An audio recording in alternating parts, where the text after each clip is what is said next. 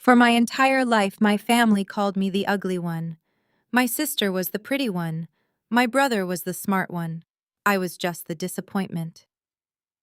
At our family reunion gala, my aunt dragged a wealthy stranger over to our table, pointed right at my face and laughed, saying, "This is the one we do not talk about." I looked at my aunt, then looked at the stranger, expecting another cruel joke. Instead, the stranger pulled out a black business card, wrapped his arm around my waist, and silenced the entire room. "Actually, I am here because of her," he said. "She is the boss. My name is Gemma, 33 years old and the anonymous founder of a billion-dollar cosmetics empire that my family knew absolutely nothing about." Before I continue this story, let me know where you are watching from in the comments below. Hit like and subscribe if you have ever had to stand up to a toxic family who underestimated your worth.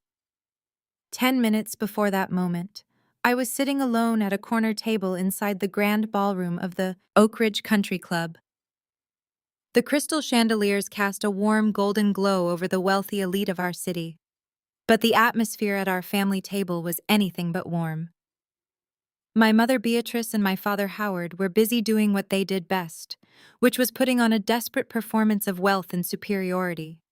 They were practically dragging my 35-year-old sister Savannah from table to table, showing her off like a prize-winning racehorse.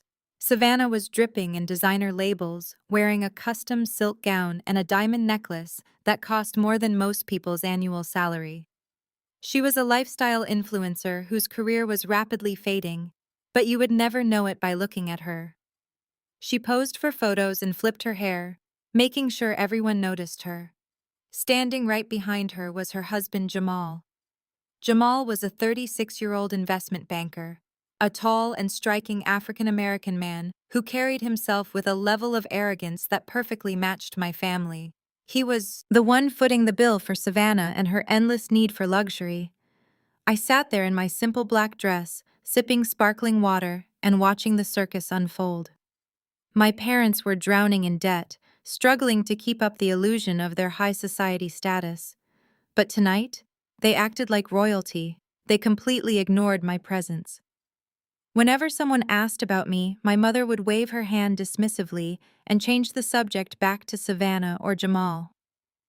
It was the same toxic dynamic I had endured my whole life, but tonight I felt absolutely no pain. I just watched them carefully, knowing the secret I held in my pocket. Savannah laughed loudly at a joke, making sure the entire room heard her. She leaned against Jamal and held up her phone, recording a video for her followers, pretending her life was a continuous stream of luxury and perfection. Jamal smirked and wrapped his arm around her, boasting loudly to a group of local real estate developers about his latest banking acquisitions. He loved playing the role of the ultimate provider, the brilliant finance guy who gave his beautiful wife everything she desired. My father Howard puffed out his chest, nodding along as Jamal threw around financial buzzwords. Howard was wearing a rented tuxedo, trying desperately to blend in with men who actually owned the buildings he could only dream of buying. My mother Beatrice hovered nearby, holding a glass of expensive champagne that she had not actually paid for. She grabbed Savannah by the wrist, dragging her to a wealthy socialite. I could hear snippets of their conversation drifting over the classical music playing in the background. Beatrice was talking about Savannah and her amazing social media deals, completely fabricating numbers to make her sound like a global superstar.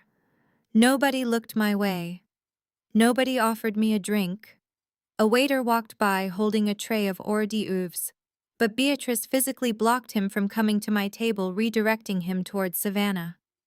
Instead, I simply took another sip of my water. Years ago, this blatant disrespect would have crushed my spirit. I would have run to the bathroom to cry, but tonight was different. Tonight I was untouchable. I was the anonymous founder and chief executive officer of Aura, an empire that was currently dominating the global market. I had built it from scratch using my own brilliant business strategies and an unrelenting drive to prove them all wrong. While Savannah was begging sponsors for free lip gloss, I was manufacturing lines of skincare that sold out within seconds of hitting the shelves. While Jamal was manipulating client funds to buy designer bags, I was acquiring massive warehouses and international distribution centers. I did not need their validation anymore.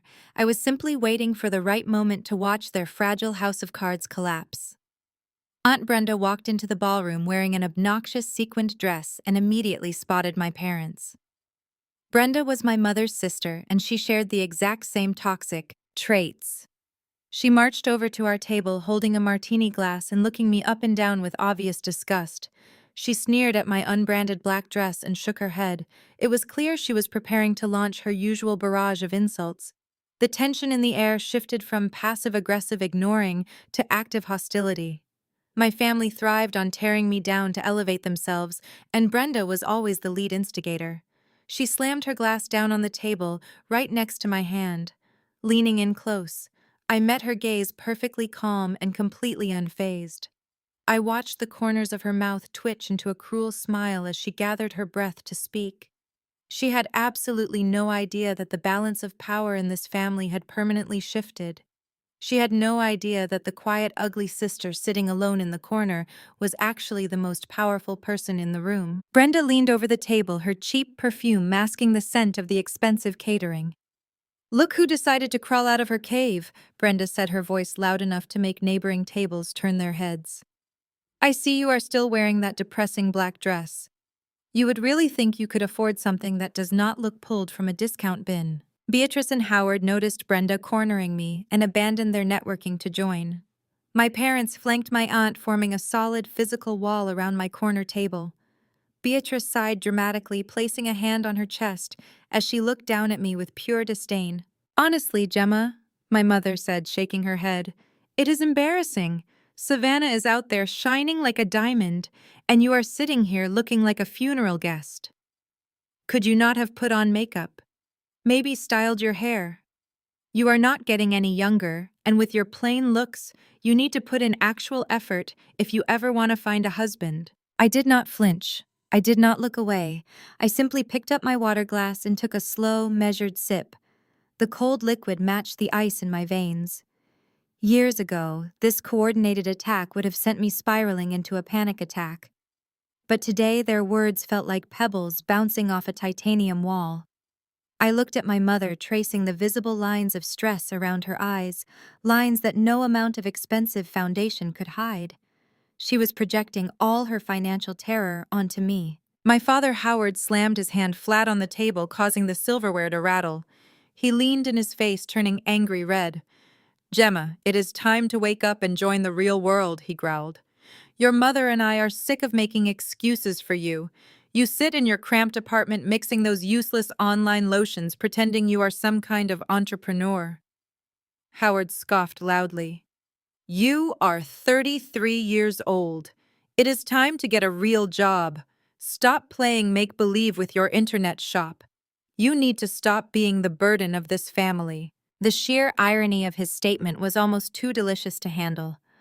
My father, a man who was currently $3 million in debt and wearing a rented tuxedo, was lecturing me about financial stability. He thought I was just a struggling online seller scraping by on pennies. He thought my business was a pathetic hobby. He had absolutely no idea that those useless online lotions generated hundreds of millions in global revenue annually. He did not know my company Aura had just acquired 3 major European supply chains before breakfast. I set my glass down and met my father's angry gaze. I did not offer an explanation or defend my business. I just stared at him, my face completely devoid of emotion. My silence was a weapon they did not know how to handle. In the past, I would have argued back, giving them the satisfaction of a reaction. Now my total lack of response was driving them insane. "Say something," Beatrice hissed, her voice dropping to a harsh whisper. "Do not just sit there staring at us like an idiot. We are trying to help you. Savannah has a successful husband who provides for her. What do you have? A bunch of unsold jars of face cream in a messy living room. You are an embarrassment to the family name." Aunt Brenda smirked, sensing my mother's rising frustration. She crossed her arms, trying to deliver the final killing blow. "She is just jealous," Beatrice Brenda sneered. "She looks at Savannah and sees everything she will never be." She knows she is the ugly one. She knows she has no talent and no future, so she just sits here pouting, hoping someone will take pity on her. It is pathetic, really. They waited for tears. They wanted to see the familiar look of defeat wash over my face, so they could feel superior, so they could justify their own miserable lives by stepping on mine. But I gave them absolutely nothing. I sat up perfectly straight, smoothing a non-existent wrinkle from my custom-tailored designer dress, a dress that cost more than my father's entire bank balance. I let a slow, chilling smile touch the corners of my mouth. My smile enraged them further. Howard pointed a trembling finger at my face. "You think your failure is a joke? I am giving you an ultimatum, Gemma. You either go out tomorrow and apply for a corporate job, or you are cut out of our lives completely. We will not let your pathetic lifestyle drag down Savannah's image." Their voices were getting much louder. The venom pouring from their mouths was a desperate attempt to break me down, to force me back into the role of the ugly, useless sister. They needed to crush my spirit to inflate their own fragile egos. I watched the veins bulging in my father's neck. I saw the bitter resentment pooling in my mother's eyes. I absorbed every insult, every cruel comparison, every threat of abandonment. And through it all, I remained a fortress of calm. Their verbal assassination attempt was failing miserably, and the realization was making them frantic. They threw every weapon they had at me, but nothing pierced my armor. Just as Beatrice opened her mouth to launch another vicious insult, a sudden shift in the room caught my attention. The atmosphere in the grand ballroom changed instantly as the heavy mahogany doors at the entrance swung open. I kept my eyes fixed on my furious family, but I could hear the immediate hush that fell over the surrounding tables. The wealthy elite of the city stopped their networking and turned toward the entrance. I knew exactly what was happening. My family was completely unprepared for the storm that had just walked into the room. Aunt Brenda was the first to turn her head away from me. Her eyes widened instantly, transforming from bitter malice to predatory greed. Standing in the grand archway of the ballroom was Dominic Pierce. At 38 years old, Dominic possessed the kind of ruthless, commanding presence that could suck the oxygen out of an entire room. He wore a pristine charcoal Tom Ford suit that draped perfectly across his broad shoulders, paired with a crisp white shirt and no tie. He did not just walk into the country club, he owned the very ground he stepped on. The crowd of local socialites and desperate business owners physically parted to let him through, their conversations dying in their throats. Everyone knew who Dominic was. He was the chief executive officer of Pierce Holdings, a titan in the luxury acquisitions market, a man who swallowed struggling companies whole before breakfast. Brenda practically shoved my mother aside, her high heels clicking frantically against the marble floor as she rushed to intercept him.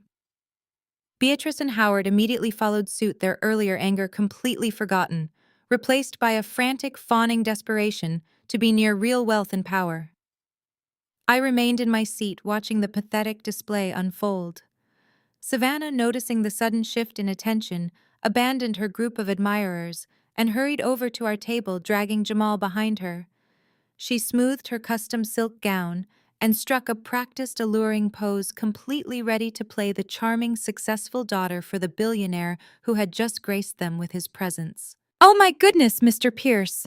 Brenda gushed, her voice pitching an octave higher as she intercepted his path and essentially herded him toward our family table.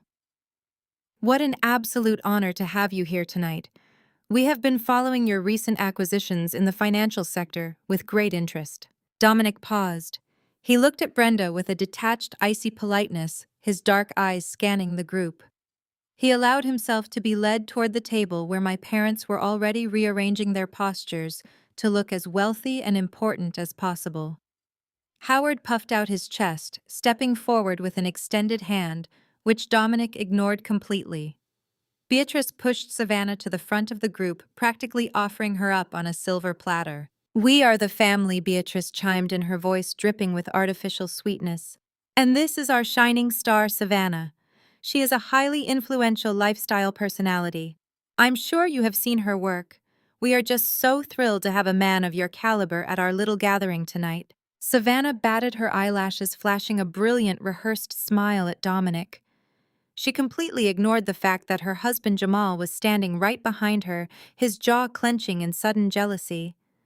Savannah extended her manicured hand toward Dominic, expecting him to kiss it, or at least shake it with admiration. Dominic did not even look at her hand. His gaze swept right past the glittering influencer, past my fawning parents, and past my sweating aunt. His eyes found mine across the table, and a microscopic knowing smile touched the corner of his lips. Brenda, noticing that Dominic was looking past the golden child, quickly moved to intercept his line of sight. She stepped in front of my table, waving her hand dismissively in my direction, as if swatting away an annoying insect. She let out a loud, condescending laugh, desperate to keep the billionaire's attention firmly locked on Savannah. "Oh, please ignore her, Mr. Pierce," Brenda sneered, pointing a sharp manicured finger directly at my face. "This is the one we do not talk about. She is just an ugly, struggling little girl who refuses to get a real job. We only let her sit here out of pity. Please let us talk about your investments instead. Savannah here knows all about luxury branding and partnerships."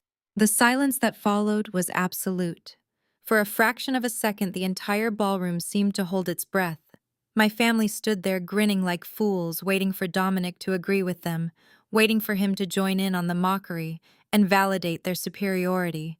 They fully expected him to turn his back on the plain girl in the black dress and invite the beautiful influencer to a private dinner. Instead, Dominic Pierce moved. He stepped smoothly around Aunt Brenda, completely ignoring her outstretched arm.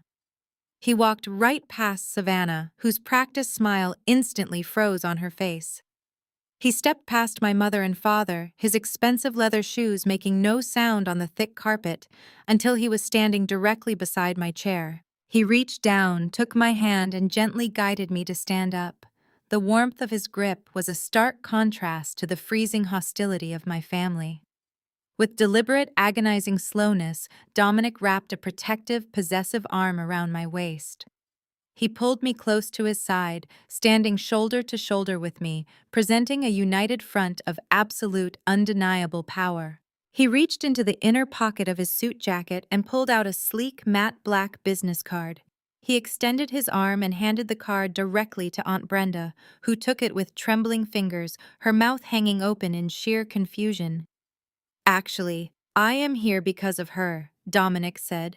His voice was smooth, dark, and amplified by the dead silence of the room, carrying easily to the surrounding tables. "She is the anonymous founder and chief executive officer of Aura Cosmetics." The words hit the family like a physical blow. Savannah physically stumbled backward, her designer heels catching on the carpet. Savannah's face twisted in sheer horror. She had spent the last 24 months sending desperate emails to Aura's marketing department, begging for free product samples and a brand ambassadorship, only to be repeatedly rejected by my automated corporate filters. Jamal, the hotshot investment banker, suddenly looked like a man who had stepped on a landmine.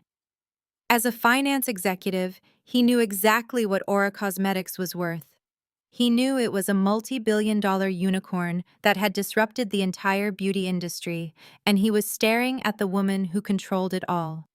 Beatrice clutched her chest, her face turning the color of ash, while Howard stared at me with wide, terrified eyes. "And by the way," Dominic continued, his tone turning razor-sharp as he stared down my father, "my firm just finalized the acquisition of this very country club. We signed the papers an hour ago, by her request." He looked around the table, taking in their horrified, bloodless faces. "So please continue telling me how the woman who now owns the building you are standing in and the ground you are walking on needs to find a real job." The silence in the grand ballroom stretched out heavy and suffocating. The elite members of the country club, who just moments ago were captivated by my family and their performance of wealth, now watched the spectacle of their total humiliation. My father, Howard, looked as if the floor had suddenly dropped beneath his feet. His mouth opened and closed, but no sound came out. Aunt Brenda stared at the black business card in her trembling hand, as if it had just caught fire. But it was my mother, Beatrice, who recovered first. She possessed a terrifying ability to rewrite reality in real time. Beatrice blinked rapidly, forcing the ash-pale shock from her face and replacing it with a sudden radiant and entirely fabricated smile. She clasped her hands together and stepped forward, completely ignoring the devastating truth. Dominic had just dropped on them. Her eyes filled with forced, theatrical tears of joy. "Oh, Gemma," my mother gasped, pressing her hands to her cheeks.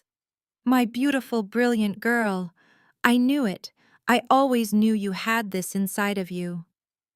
We pushed you so hard, did we not? We gave you that tough love because we saw your potential when you could not see it yourself. Every time I told you to work harder, every time I criticized your little projects, it was just a mother's way of building your resilience. And look at you now. You are a billionaire.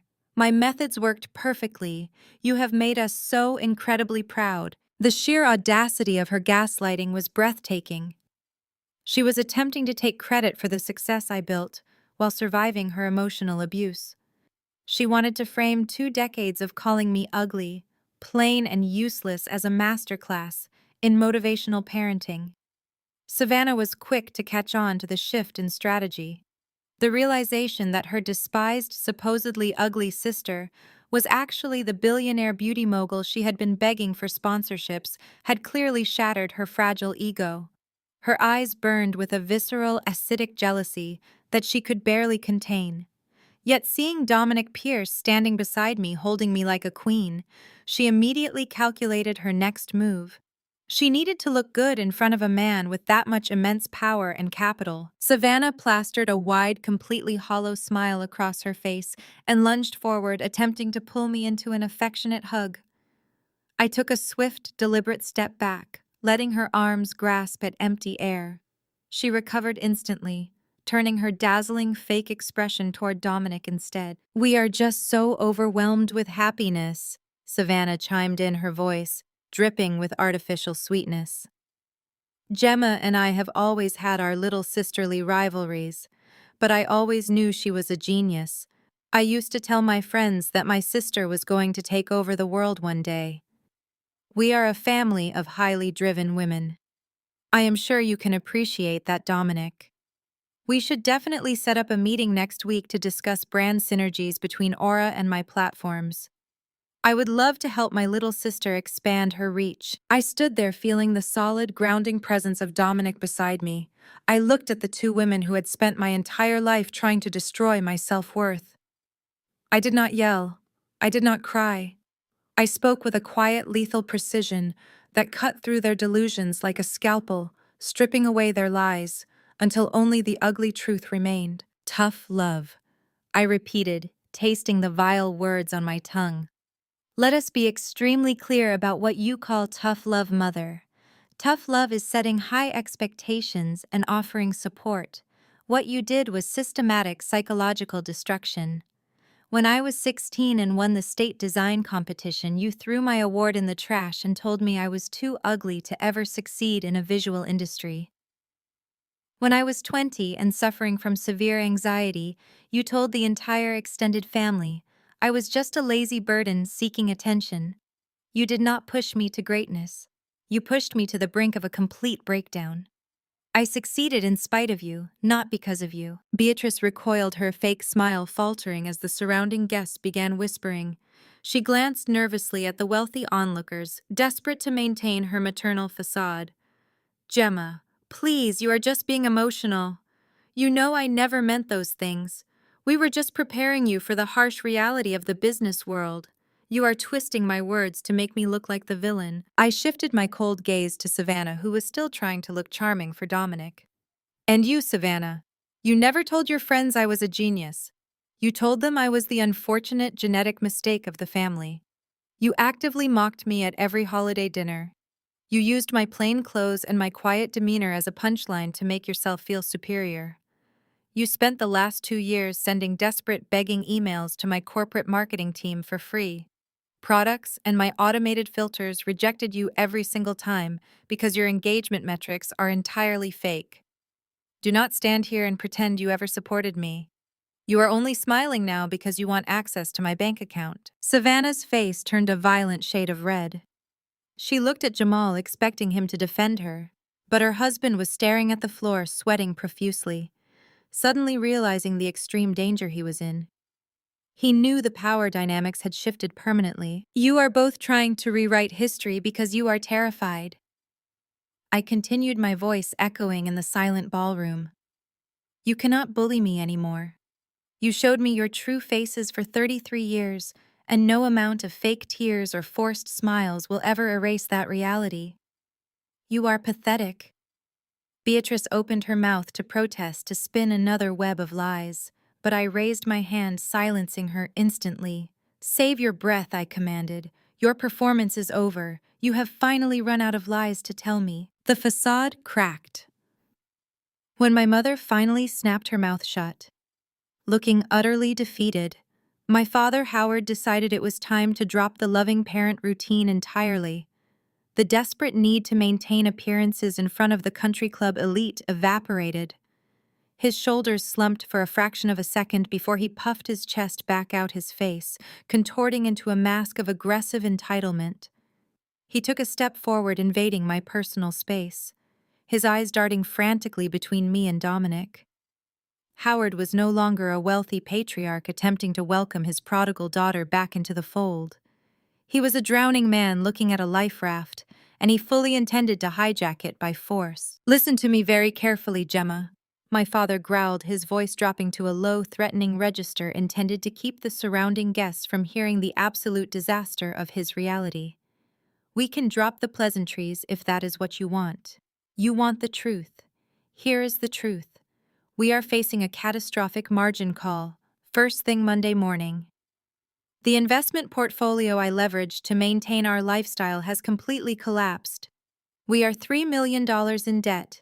The bank is preparing to foreclose on the family estate. The cars, the club memberships, everything is about to be seized. I am standing here in a rented tuxedo because my credit cards have been declined across the entire city." He jabbed a finger in my direction. "You are my daughter. You share my blood. You grew up under my roof, eating the food I provided. Now that you are sitting on billions of dollars, a mere 3 million is pocket change to you. It is a rounding error. You are going to pull out your checkbook right now and write me a check to clear that debt. It is your duty as a member of this family to save us from financial ruin. You owe us your very existence." Before I could even process the sheer audacity of his demand, Savannah shoved her way past our mother. Her carefully curated influencer persona disintegrated completely. The veins in her neck bulged, and her hands balled into tight fists. She was shaking with a violent, unhinged rage. If Howard was drowning, Savannah was already at the bottom of the ocean, realizing that her entire identity was built on credit she could no longer access. "You think a $3 million check is going to fix this?" Savannah shrieked, her voice echoing shrilly over the soft classical music. She did not care who heard her anymore. "You owe us way more than that. Gemma, you owe me. Do you have any idea how humiliating it was to be the beautiful, popular girl who constantly had to explain why her sister looked like a depressing troll? I lost social standing just by sharing your last name. I had to endure the sheer embarrassment of dragging an ugly, plain, socially awkward loser around my entire life." Savannah pointed a manicured finger directly at my chest, her eyes wide and manic. "I deserve compensation for the psychological damage of having you as a sister. You are going to give me a massive equity stake in Aura Cosmetics. I want 20% of the company and a seat on the board. I deserve to be the face of that brand.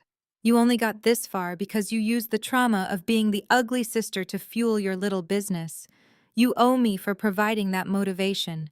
If I am going to lose my house and my lifestyle because of Dad's stupid investments, you are going to replace it by making me a primary shareholder in your company. It is the absolute least you can do to repay me for the embarrassment you caused this family." I stood perfectly still, letting the sheer absurdity of their extortion attempts wash over me. I looked at Howard, a man whose reckless financial gambling had finally caught up to his massive ego.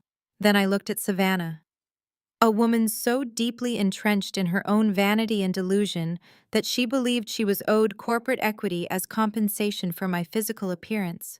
They were not asking for help. They were demanding a ransom. They truly believed that blood gave them an unconditional right to pillage my success. A low, humorless laugh escaped my lips. The sound was so cold it made Jamal, who was still cowering in the background, physically flinch. Dominic remained silently by my side, his presence a dark, towering shadow that offered me absolute support while letting me handle my own execution. "You want a check for $3 million to cover your margin call?"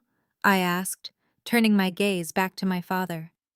"You think, because we share DNA, I am obligated to act as your personal bailout fund? Let me educate you on how the real world works. Howard, you gambled money. You did not have to impress people who do not care about you. You chose to live a lie. The fact that the bank is coming to strip you of your fake empire is the consequence of your own staggering incompetence. I will not give you a single cent to save your estate. You are going to lose everything, and I will not lift a finger to stop it." Howard gasped, taking a stumbling step backward, as if I had physically struck him. Beatrice began to hyperventilate, clutching her pearl necklace. I turned my attention to Savannah, whose chest was heaving with entitled rage. "And you," I said, my voice dropping to a terrifying whisper. "You want 20% equity in a billion-dollar cosmetics empire because you think having an ugly sister traumatized you. You want a board seat in a company you could not even get a free lip gloss from. The delusion required to even formulate that thought is genuinely pathological." Savannah, I built Aura Cosmetics by working 20-hour days in a cramped studio apartment while you were spending Dad's borrowed money on designer bags.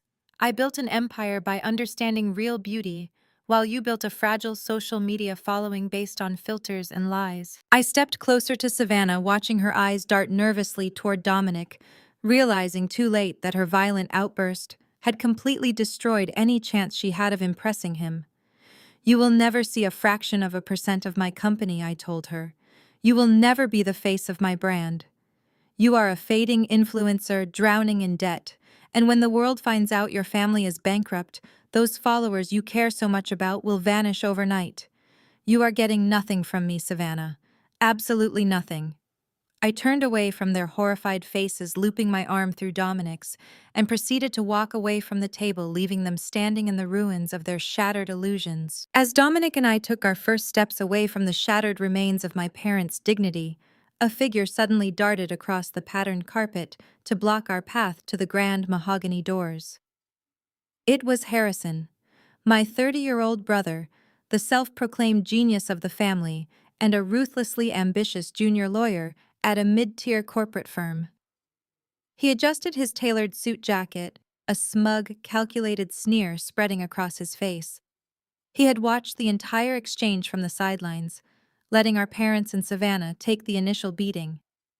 Now he believed it was his turn to play the savior, armed with whatever legal loopholes he thought he had mentally fabricated over the last 10 minutes. "Not so fast," Gemma Harrison said, holding up a hand like a traffic cop. His voice was dripping with that arrogant, practiced cadence he used in mock trials. "You might want to reconsider walking out that door. You see, Mom and Dad might be financially illiterate, and Savannah might be legally clueless. But you are dealing with me now, and unlike them, I actually understand corporate structuring, the mechanics of equity claims, and the legal definition of asset tracing." I stopped, my hand still resting lightly on Dominic's arm. I looked at my brother, marveling at the sheer confidence of a man about to step in front of a moving train. "Move out of the way, Harrison," I said softly, my voice carrying a warning that any rational person would have heeded. But Harrison was not rational. He was a narcissist, armed with a law degree and a desperate need to prove his superiority. "I am not going anywhere until we discuss the exact genesis of Aura Cosmetics," Harrison continued, his eyes gleaming with malicious triumph. "Let us take a little trip down memory lane. 10 years ago, when you were just a pathetic college dropout, sleeping on a mattress on the floor, grandmother gave you a check for $5,000. Do you remember that check, Gemma?" "I certainly do. You used that exact $5,000 to purchase the high-end laptop and the initial raw chemical ingredients you needed to start mixing your little formulas. That money was the foundation of your entire operation. I felt a sudden sickening twist in my stomach, not from fear, but from absolute disgust. He was weaponizing the one pure loving gesture I had received from our late grandmother. She had slipped me that money, secretly telling me to build my dream away from the toxic environment of our household. Now Harrison was dragging her beautiful memory through the mud for a corporate payout. It was a birthday gift from Grandma, I stated coldly. It had nothing to do with the rest of you. Harrison chuckled, a harsh grating sound that echoed in the quiet space. In the eyes of a corporate court, intent can be argued. I can easily file a motion claiming that $5,000 constituted family seed capital. Since that money was drawn from a joint family trust account, before grandmother passed it, technically represents an initial angel investment from the family estate. By legal extension, that seed capital entitles this family to a controlling equity stake in Aura Cosmetics. We are not asking for a handout. Gemma, we are demanding our legal dividends as your founding investors. I will simply petition the court to pierce the corporate veil and establish a constructive trust over your assets. The sheer gymnastics of his legal theory were laughable, but the threat behind it was entirely real. Harrison took a step closer, lowering his voice into a vicious, threatening hiss. If you do not sign over 40% of your company to us by Monday morning, I will personally file an injunction in federal court to halt all of Aura's corporate operations. I will bury you in litigation. I will subpoena every single financial record, every vendor contract, and every tax return you have filed for the last decade. I will tie your company up in the discovery phase for years. He leaned in closer, his breath hot against the cool air of the ballroom. And you know what happens to a billion-dollar beauty empire when it gets tangled in a massive, highly publicized intellectual property dispute? The valuation tanks. The brand image is destroyed. Consumers walk away. And this fancy acquisition deal you are supposedly doing with Mr. Pierce here. Harrison shot a condescending glare at Dominic. It will evaporate overnight. No holding company touches an asset with pending ownership litigation. I will burn your empire to the ground before I let you walk away from us with our money. Harrison stood tall, breathing heavily, entirely convinced he had just delivered an undeniable checkmate. He believed he had found the ultimate leverage to force me into submission. He thought the threat of losing Dominic's acquisition would send me begging for a settlement. He had no idea that I had not sold Aura to Dominic, but that I was acquiring Dominic's firm. Dominic remained perfectly still, his expression unreadable, but the subtle tightening of his jaw indicated he was memorizing every single word Harrison just said. Dominic was a man who destroyed hostile corporate raiders for sport, and he was currently watching a junior lawyer commit absolute career suicide. I looked at Harrison, feeling absolutely nothing but pity for his staggering ignorance. You are going to sue me over a $5,000 birthday gift from a dead woman, I summarized, making sure my voice carried to the onlookers who were still watching our family drama unfold. You are going to attempt to claim a controlling stake in a global corporation based on a laptop purchase from a decade ago. Harrison smirked confidently. I will file the paperwork. Monday at dawn. Enjoy your weekend, Gemma. I did not blink. I did not show an ounce of the panic he was desperately searching for. File whatever you want. Harrison, I said, my voice dropping to a glacial chill. But when you step into the ring with me, you had better be prepared to lose everything. Now get out of my way. Dominic stepped forward, his massive presence physically forcing Harrison to stumble backward out of our path. Without another word, Dominic and I walked through the grand mahogany doors, leaving the suffocating atmosphere of the country club behind us. As the doors swung shut, I glanced back one last time. My family was huddled together, their faces flushed with a mixture of rage and adrenaline. Beatrice and Howard were clinging to Harrison, patting his shoulders. Savannah was wiping her face, nodding aggressively. They were fuming over my disrespect, but their eyes were wild with a renewed toxic hope. They genuinely believed Harrison's legal extortion was a bulletproof plan. They were absolutely confident they had me trapped in a corner. They thought they held the ultimate leverage. They had no idea I was about to drop a nuclear bomb on their entire existence. The morning sun breached the windows of my penthouse, casting a sharp light across the hardwood floor. I stood in the kitchen with black coffee, while Dominic sat at the marble island, reviewing market data on his tablet. The silence was shattered by the aggressive vibration of my phone. Before I could answer, Dominic turned his tablet and slid it toward me. His jaw was clenched, his dark eyes flashing with predatory anger. The war had left the country club. My family dragged it into the public sphere. Savannah was desperate. She knew her luxury lifestyle was entirely funded by credit cards, and Jamal was on the brink of financial ruin. The realization that I controlled a billion-dollar empire while she was begging for discount codes had driven her completely unhinged. She needed a narrative that made her the victim, and she needed it immediately.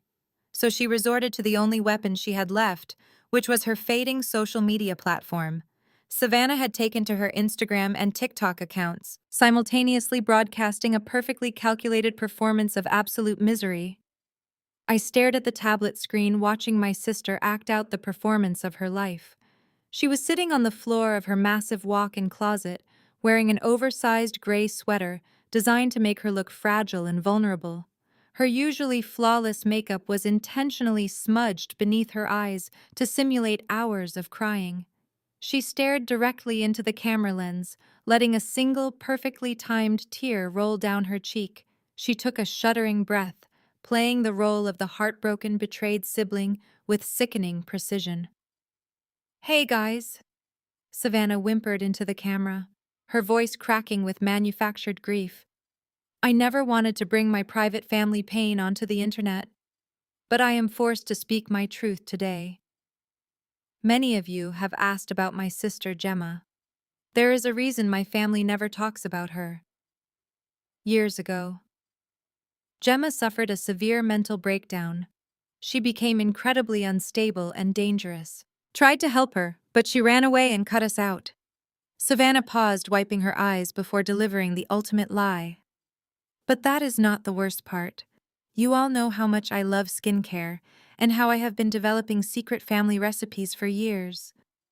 When Gemma ran away, she broke into my room and stole my entire notebook of botanical formulas. I was devastated, but I let it go because she was sick. Yesterday I found out the horrific truth. Gemma used my stolen family recipes to build Aura Cosmetics. The billion-dollar company, Aura, was built entirely on my stolen work. The sheer audacity of her fabrication left me momentarily speechless. Savannah had never mixed a chemical formula in her life. Her idea of skincare was rubbing expensive coconut oil on her face and using heavy digital filters. But her audience did not know that. They only saw a weeping, beautiful woman claiming her mentally unstable sister had robbed her. She weaponized the darkest period of my life, using the depression I suffered under our parents' abuse to paint me as a villainous, unstable thief. The video was an instant catastrophic viral sensation. Within 2 hours, it had amassed 4 million views. By noon, that number had tripled. Savannah's rabid fan base, composed of millions of easily manipulated teenagers and drama-hungry followers, mobilized like an angry swarm of locusts. They did exactly what she intended them to do. They launched a massive, coordinated digital assault against my company. My phone lit up with alerts as the smear campaign escalated rapidly. Aura's corporate social media pages were flooded with thousands of hateful comments. People were calling for a total global boycott of my products. Influencers who had previously praised my skincare lines were suddenly posting videos, tossing my serums into the trash, trying to capitalize on the viral outrage. They demanded that I surrender my company back to the rightful creator. The comment sections were a war zone of misinformation and blind hatred. The digital riot inevitably bled into the financial markets. The relentless negative publicity caused immediate panic among retail investors and nervous institutional shareholders. By 1 o'clock in the afternoon, Aura's stock prices took a sharp and visible hit, dipping nearly 6% in a matter of hours. The financial news networks began picking up the story, running sensational headlines about the billionaire beauty mogul accused of stealing her empire from her influencer sister. Analysts on television debated whether the intellectual property dispute would derail any upcoming acquisitions. I knew Jamal was working behind the scenes fanning the flames. He was using his banking connections to anonymously leak supplementary rumors to the press, whispering that Pierce Holdings was deeply concerned about the scandal and considering pulling out of their business arrangements with me. They were trying to squeeze me from every conceivable angle. They wanted to destroy my public image tank, my corporate valuation, and force me to the negotiating table before the week was over. Dominic watched the stock ticker on his screen dropping into the red. He did not flinch. He slowly reached out and closed the tablet, resting his hands flat on the marble island. He looked at me, his expression completely devoid of panic. In the high-stakes corporate world, a 6% drop driven by social media gossip was a nuisance, but it was not a fatal blow. Should I deploy the public relations crisis team? Dominic asked, his voice a low, steady rumble. We can have our lawyers issue a cease and desist order. We can force them to pull the videos down for defamation. No, I said firmly, keeping my eyes on the horizon. Do not issue a single statement. Do not pull the videos down. Let them stay up. Let them think they are winning. Dominic, because by the time this week is over, they will be begging for mercy. They are never going to get. The assault did not stop with Savannah and her digital tears. My family understood that to break me, they needed to completely paralyze my ability to fight back. They needed to cut off my oxygen, and in the corporate world, oxygen is liquid capital. Jamal, emboldened by the viral success of his wife's performance, decided it was time to deploy his own arsenal. He was a senior investment banker at one of the largest financial institutions in the country. It was a position that came with extreme privilege and access to highly sensitive financial infrastructure. He was also a man backed into a corner, desperate to cover up the millions he had already embezzled to fund Savannah's luxury lifestyle. He viewed my fortune as his ultimate get-out-of-jail-free card. He was willing to commit federal crimes to force my hand. Sitting in his corner office overlooking the financial district, Jamal logged into the bank's internal monitoring system. He bypassed standard protocols, abusing his executive clearance to manually access my personal banking profiles. He also targeted the secondary operational accounts tied directly to Aura Cosmetics. With a few malicious keystrokes, he initiated a Level 4 security lockdown. He flagged my entire financial portfolio for suspicious activity, citing fabricated concerns of international money laundering and wire fraud. It was a massive illegal abuse of power, but it achieved exactly what he wanted. The bank's automated security algorithms took over, instantly locking down my assets. I found out less than an hour later. Dominic and I were reviewing the morning briefs when my phone buzzed with an urgent alert from my private wealth manager. Every single one of my personal accounts had been frozen. My black cards were instantly declined. The operational accounts that handled my day-to-day corporate expenses were locked behind a wall of bureaucratic red tape. I was locked out of my own money. If I had been the struggling, terrified girl they kicked out 5 years ago, this move would have utterly destroyed me. I would have been completely helpless, unable to hire lawyers or even buy groceries. They were trying to replicate that exact feeling of absolute vulnerability. But Jamal did not stop at financial sabotage. He knew that to truly corner me, he had to attack the very foundation of my upcoming corporate maneuvers.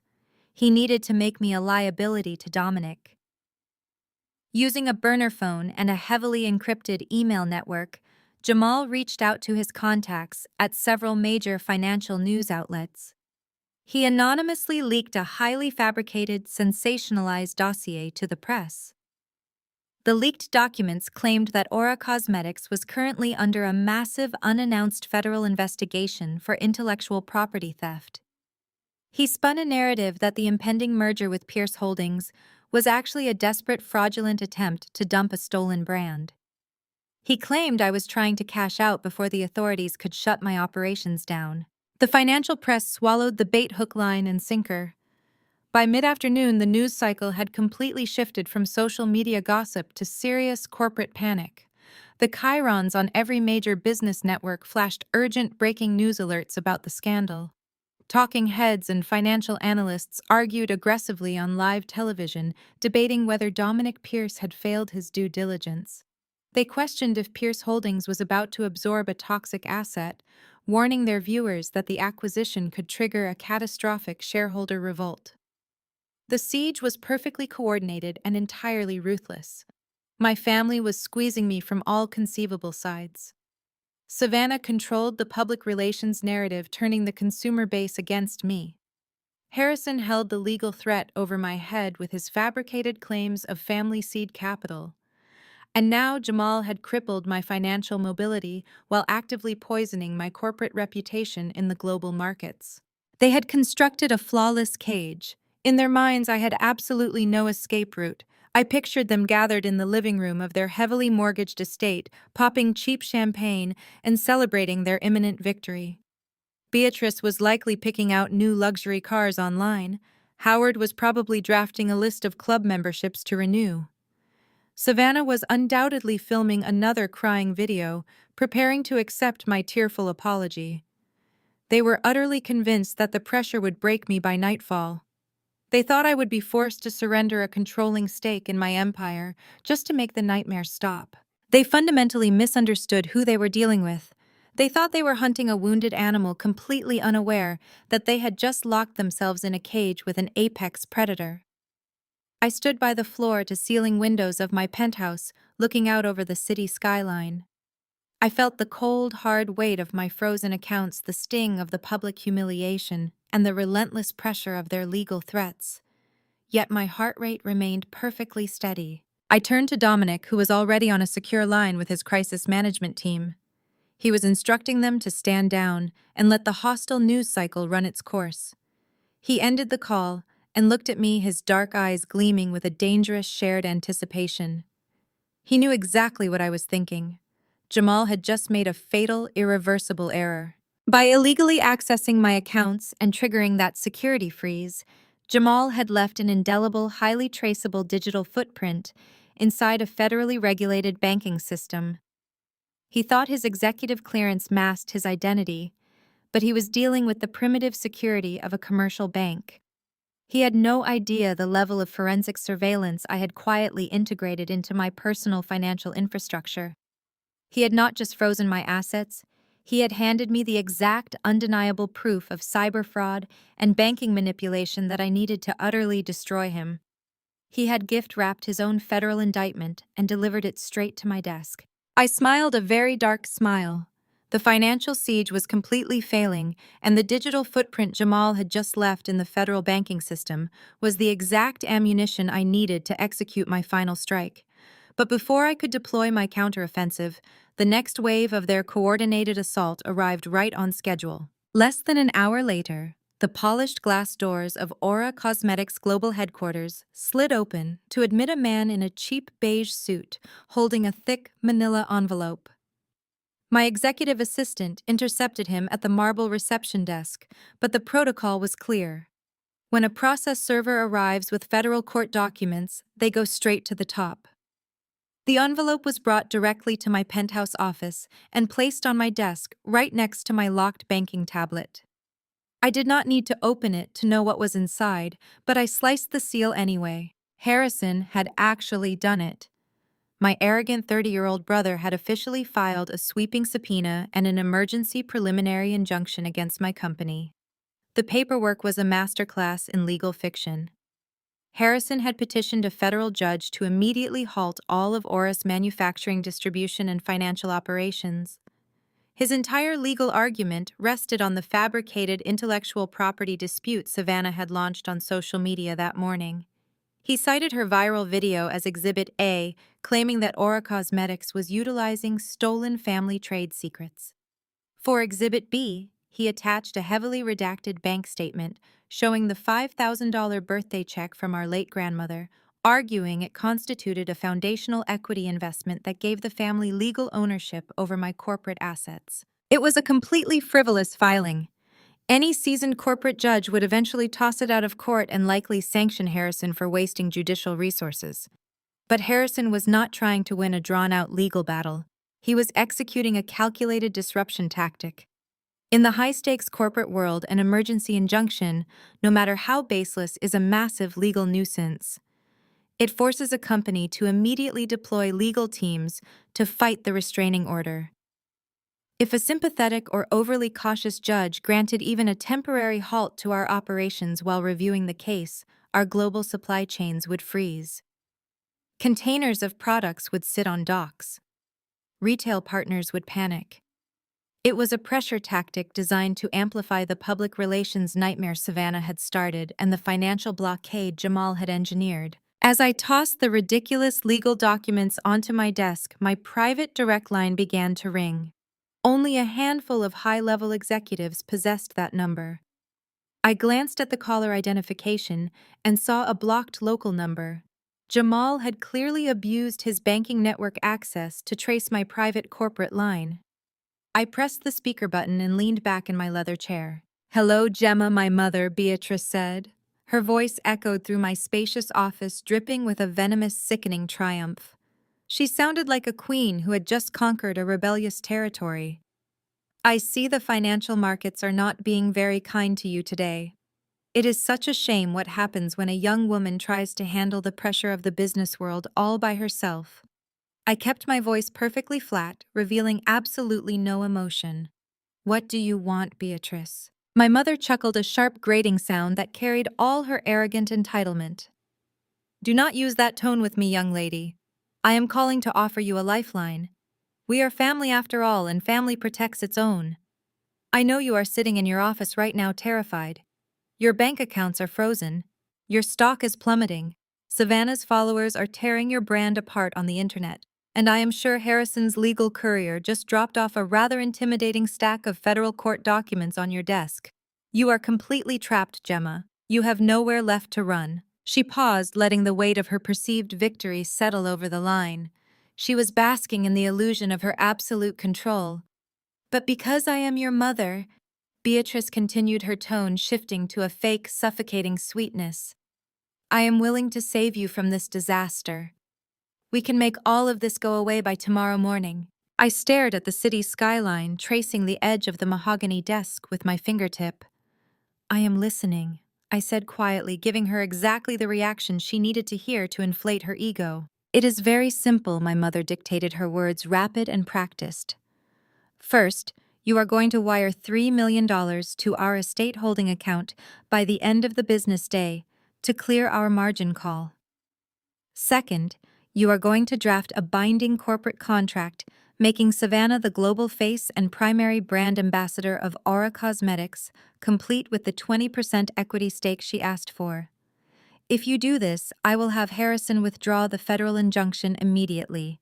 Jamal will make a few discreet calls to the bank to clear up that unfortunate security freeze on your accounts. And Savannah will post a new video explaining that her previous statements were just a terrible misunderstanding born out of sisterly miscommunication." Beatrice let out a long, satisfied sigh. "We will drop the lawsuit. We will unfreeze your money, and we will save your public image. You get to keep your little company, and we get what we are rightfully owed. It is a win for everyone, Gemma. You just need to swallow your pride and do what is right for the family." The sheer level of extortion was staggering. They had orchestrated a multi-tiered corporate attack, paralyzed my assets, defamed my character, and weaponized the legal system, all to blackmail me into paying off their debts and handing over a massive piece of my billion-dollar empire. Beatrice truly believed she was holding a gun to my head. She thought she had outsmarted a woman who navigated shark-infested corporate waters on a daily basis. I let a heavy silence stretch over the phone line. I needed her to think I was breaking. I needed her to believe I was backed into a corner, weighing my options and realizing I had no choice but to surrender. "Okay," I finally whispered, injecting a slight, perfectly calibrated tremor into my voice. "Okay, you win. But I am not doing this over the phone. If I am signing over equity and paying your debts, we are doing it legally and officially." I could practically hear Beatrice smiling through the speaker. "Of course, darling. We are professionals. Bring the entire family, I instructed, keeping my tone resigned. Bring Howard, Savannah, Jamal, and Harrison. We will meet tomorrow morning to finalize the settlement and sign the contracts.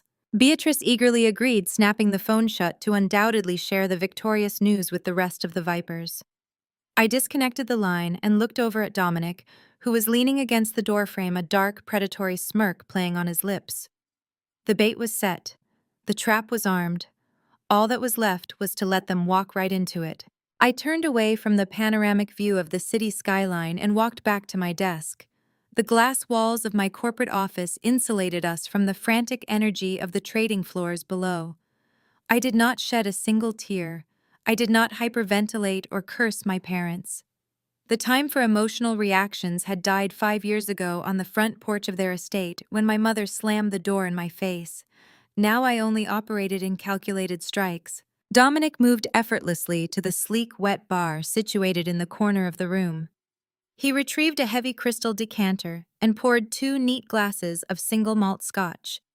The amber liquid caught the late afternoon light as he carried the glasses over, handing one to me. Our fingers brushed a silent exchange of absolute solidarity. We sat down opposite each other at the massive mahogany conference table that dominated the right half of my office. We clinked our glasses together in a quiet, deadly toast to the impending slaughter. "They think they are playing checkers," Dominic said, taking a slow sip of his scotch. "They have absolutely no idea we own the entire board." I opened my encrypted terminal and brought up the master files. "Let us finalize the paperwork for the merger," I instructed. My family believed Dominic was acquiring Aura Cosmetics. They thought that if they threatened my brand with a massive public relations scandal and an intellectual property lawsuit, Dominic would panic and back out of the deal. They assumed I would be left with nothing desperate enough to surrender my equity to them just to survive. But they were operating on outdated, intentionally leaked information. Dominic and I had never planned a standard acquisition. We were executing a reverse merger. My private holding company was actively absorbing 51% of Pierce Holdings. Instead of Dominic buying my beauty empire was swallowing his global luxury conglomerate. By tomorrow morning, I would not just be the chief executive officer of Aura Cosmetics. I would be the majority shareholder of Pierce Holdings. I would effectively be Dominic's boss on paper. We spent the next 2 hours authorizing digital signatures, transferring massive blocks of equity, and finalizing the rigorous regulatory filings required by the Securities and Exchange Commission. Every single document we signed tightened the invisible noose around my family's neck. Because Pierce Holdings owned a massive portfolio of financial institutions, real estate developments, and commercial banks. My reverse merger would grant me ultimate executive authority over the very entities my family owed their miserable lives to. They thought they were extorting a vulnerable cosmetics founder. By tomorrow, they would be attempting to extort the apex predator of their entire financial ecosystem. With the merger documents securely locked in with our federal compliance officers, I turned my attention to the offensive strike. "Deploy your forensic accounting team," I told Dominic. "I want them to tear into Jamal's digital footprint. He used his executive banking credentials to illegally freeze my financial portfolio today. I want to know exactly what else he has been hiding inside that institution." Dominic made a single phone call.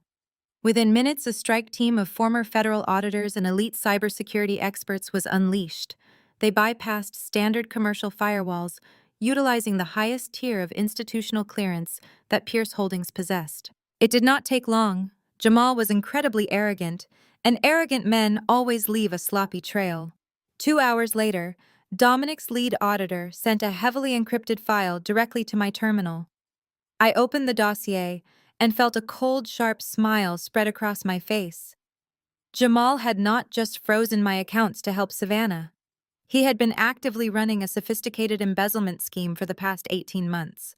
Driven by Savannah's relentless screaming demands for designer clothes, luxury vacations, and high-end cars to fuel her fake influencer lifestyle, Jamal had quietly siphoned over $2 million from his wealthiest banking clients. He had buried the stolen funds in a maze of offshore shell companies, cooking the books to hide the missing capital. But the forensic team had cracked his ledger wide open. We now possessed irrefutable hard evidence of massive federal wire fraud and embezzlement. Jamal was not just facing a corporate firing. He was looking at decades in a federal penitentiary. We have the banker Dominic noted reviewing the exact same financial audit on his screen. Now let us gut the lawyer. Harrison's ridiculous subpoena rested on the corner of my desk like a piece of trash. He had staked his entire legal threat on that $5,000 check from our late grandmother, claiming it gave the family equity in Aura. I initiated a secure connection to the central banking archive, a system I now had top-tier access to, thanks to the impending Pierce Holdings merger. I pulled the digital microfilm records from 10 years ago, specifically targeting the exact date that birthday check was drafted and cashed. I did not just look at the cleared check. I pulled the security camera footage from the local bank branch on that specific afternoon. The high-definition video archive loaded onto my monitor. There was Harrison, a 20-year-old college student at the time, standing nervously at the teller window. He was cashing a check drawn from our grandmother's joint trust. I had the original signature cards on file. I ran a comparative analysis using Aura's proprietary pattern recognition software. The results flashed on the screen in bright crimson text. The signature on the check was a blatant, undeniable forgery. Harrison had not just acquired family seed capital for me, he had committed grand larceny. He forged a dead woman's signature to steal $5,000 money he eventually handed to me to look like a supportive brother, while covering his own tracks in a wider scheme of draining her remaining accounts.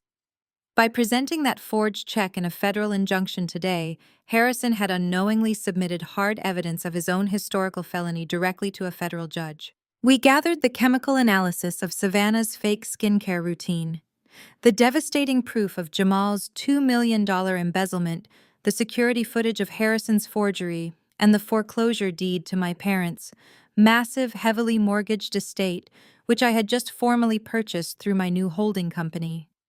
I organized the explosive evidence into 4 neat, blood-red folders. I stacked them perfectly in the center of my desk. The sun dipped below the city skyline, casting long, dramatic shadows across the glass walls of my office. The storm had been completely mapped out. My family was going to walk into the boardroom tomorrow expecting a surrender, and instead, they were going to step into an absolute massacre. I reached across the mahogany desk and picked up my secure phone. The 4 blood-red folders sat perfectly aligned in front of me, a physical manifestation of the absolute ruin I was about to unleash. I dialed my mother's private number, taking a deep, centering breath. Before she answered, I forced my shoulders to slump and injected a slight trembling hesitation into my vocal cords. I needed to sound like a woman who had just watched her entire life's work crumble into ash. Beatrice answered on the second ring. She did not say hello. She simply breathed into the receiver, waiting for my absolute surrender. "You win," I whispered, letting my voice crack perfectly on the second word. "I cannot fight all of this at once. The stock is tanking, the injunction is freezing my supply chain, and Dominic is threatening to pull out of the acquisition. If I lose his backing, Aura goes completely bankrupt." I heard a sharp, victorious intake of breath on the other end of the line. Beatrice let out a soft, venomous chuckle. "I told you, Gemma." My mother purred, her tone dripping with toxic maternal condescension. "You were never smart enough to play in the big leagues without our guidance. We are doing this for your own good. I assume you are ready to meet our terms." "Yes," I replied, sounding thoroughly defeated and utterly exhausted. "I will draft the equity transfer for Savannah. I will clear the margin call. I just need you all to sign the settlement and non-disclosure agreements so we can drop the public smear campaign immediately. Meet me tomorrow morning at 9. Do not come to my office. Dominic insists we handle the settlement at the Pierce Holdings corporate tower. He wants his legal team present to ensure the asset transfers are clean." "We will be there," Beatrice declared, practically vibrating with greedy excitement. "And Gemma tried to dress appropriately for once. Savannah will be stepping into her role as the new face of your company tomorrow, and we do not need you looking like the hired help in front of Mr. Pierce." She terminated the call before I could respond. I set the phone down and looked at Dominic. A cold, mirrored smile stretched across his face. The bait was taken. Across the city, inside the echoing halls of their heavily mortgaged estate, the celebration began instantly. Beatrice marched into the grand living room where the rest of the family was anxiously pacing around the imported furniture. She raised her hands in absolute triumph. "She broke," Beatrice announced to the room. "We own her." The room erupted into a frenzy of arrogant celebration. Howard poured generous glasses of expensive champagne that he had purchased on credit toasting to his own supposed financial genius. Harrison leaned back on the velvet sofa looking incredibly smug as he adjusted his tailored tie.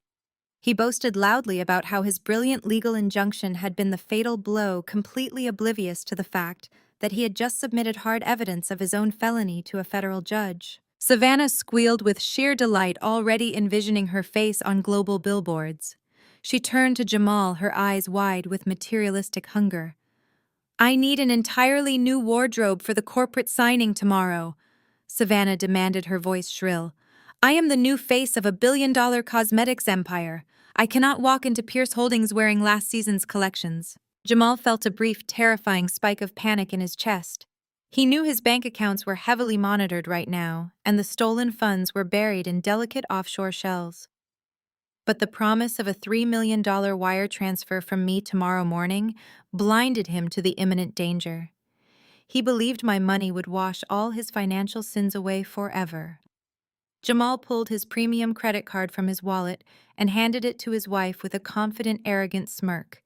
He told her to spare no expense. Savannah did not hesitate. She grabbed Beatrice by the arm, and the two women practically sprinted out the front door, summoning their chauffeur to drive them directly to the luxury shopping district. They spent the entire afternoon pillaging the most exclusive designer boutiques in the city.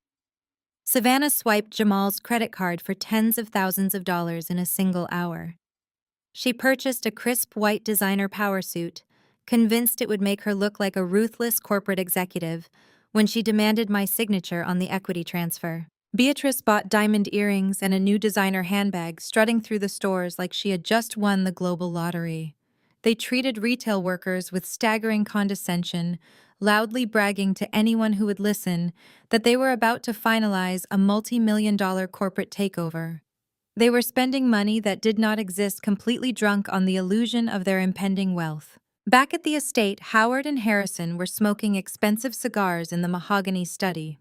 Howard was already mapping out which elite country club memberships he would renew and which luxury vehicles he would purchase once the margin call was cleared. He praised Harrison for his ruthless legal tactics, telling him that this was exactly what it took to dominate the corporate world. Harrison soaked up the praise, entirely convinced he was the smartest man in the entire city.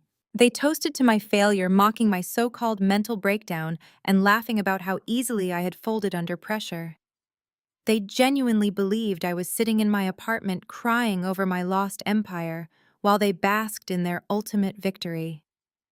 They had absolutely no idea that every single dollar they spent that afternoon was tightening the federal noose around Jamal's neck. They did not realize that the very building they were preparing to walk into tomorrow was a fortress I now controlled. They spent the entire night celebrating their own brilliance, drinking expensive liquor and sleeping soundly in a mansion I legally owned. They were perfectly happy, utterly oblivious, and entirely doomed. The trap was not just set. The steel jaws were already locked firmly in place, waiting for them to take that final fatal step. I spent the evening reviewing the 4 red folders one last time, ensuring every legal trapdoor was perfectly sealed. Tomorrow morning, I would finally extinguish them. The morning sun hit the sleek glass exterior of the Pierce Holdings corporate tower, reflecting a blinding glare that mirrored the harsh reality about to unfold inside. I sat perfectly still at the far end of the sprawling mahogany conference table on the 50th floor. The room was a masterclass in corporate intimidation. Floor-to-ceiling windows offered a dizzying panoramic view of the financial district below, a visual reminder to anyone who entered that they were standing at the absolute apex of the city's power structure. The air conditioning hummed with a quiet and expensive efficiency. Positioned directly in front of me, aligned with mathematical precision, were the 4 blood-red folders. At exactly 9 o'clock, the heavy frosted glass doors of the boardroom slid open. They did not just walk into the room, they paraded into it. My family arrived looking like an invading royal court expecting the immediate surrender of a conquered territory. Howard led the procession, his chest puffed out so far the buttons on his suit looked strained. He carried himself with the unearned swagger of a man who firmly believed his financial sins were about to be washed away by my bank accounts. Beatrice trailed right beside him, her chin tilted upward, clutching the brand new designer handbag she had purchased just yesterday, on a credit card that was technically tied to stolen funds. Savannah made her entrance next, treating the corporate boardroom like her own personal runway. She was wearing the crisp white designer power suit she had bought with Jamal's rapidly depleting funds, clearly trying to project the image of a ruthless beauty mogul. She paused just inside the doorway, flipping her hair over her shoulder and casting a disdainful sweeping glance around my office. She looked at me sitting quietly at the end of the table and let out a soft, mocking laugh. Jamal followed closely behind his wife. He wore a sharp, custom-tailored navy suit, but I could see the microscopic sheen of cold sweat gathering along his hairline. He was trying desperately to project the image of a masterful investment banker, but the rigid way he held his shoulders betrayed the terrifying reality he was hiding. He needed my money to clear his massive embezzlement tracks, and his entire future rested on the illusion of his control today. Finally, Harrison strutted into the room. My younger brother carried a thick leather briefcase like it was a loaded weapon. He wore a smug, venomous grin that stretched from ear to ear. He genuinely believed that his fabricated legal injunction was the ultimate masterstroke that had brought a billionaire to her knees. He looked around the intimidating boardroom entirely unfazed by the sheer wealth on display, convinced that he was the smartest person to ever step foot inside the building. Not a single one of them offered a polite greeting. There was no exchange of pleasantries, no false maternal warmth from Beatrice, and no pretend sisterly affection from Savannah. They felt they no longer needed to wear the masks. They thought I was completely broken, a defeated woman, ready to hand over the keys to her kingdom just to survive the week. Dominic stood silently by the floor-to-ceiling windows, his arms crossed over his chest, watching their grand entrance with eyes as cold and dark as a frozen ocean. He did not say a word. He simply observed the livestock walking willingly into the slaughterhouse. Howard pulled out a heavy leather chair and sat down with aggressive finality. He gestured for Beatrice to sit beside him. Savannah took the seat directly across from me, crossing her legs and resting her new handbag on the polished mahogany. She looked at the 4 red folders in front of me, but quickly dismissed them, her attention captivated by her own reflection in the glass walls. Harrison did not sit down. He walked directly to the center of the table, popped the golden clasps of his leather briefcase, and pulled out a thick stack of legal documents. With a dramatic and theatrical flourish, he tossed the drafted contract onto the mahogany table. It slid across the smooth surface, stopping just inches from my folded hands. "There it is!" Gemma Harrison announced, his voice echoing loudly in the cavernous room. "The complete settlement and restructuring agreement. I stayed up late making sure the terms were absolutely bulletproof.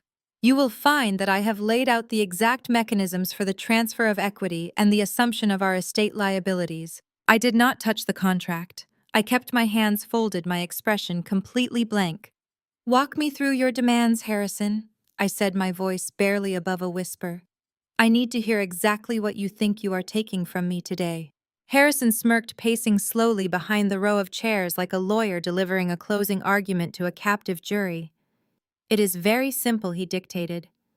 "You are going to sign over 40% of the total equity in Aura Cosmetics to a newly formed family trust, which I will manage.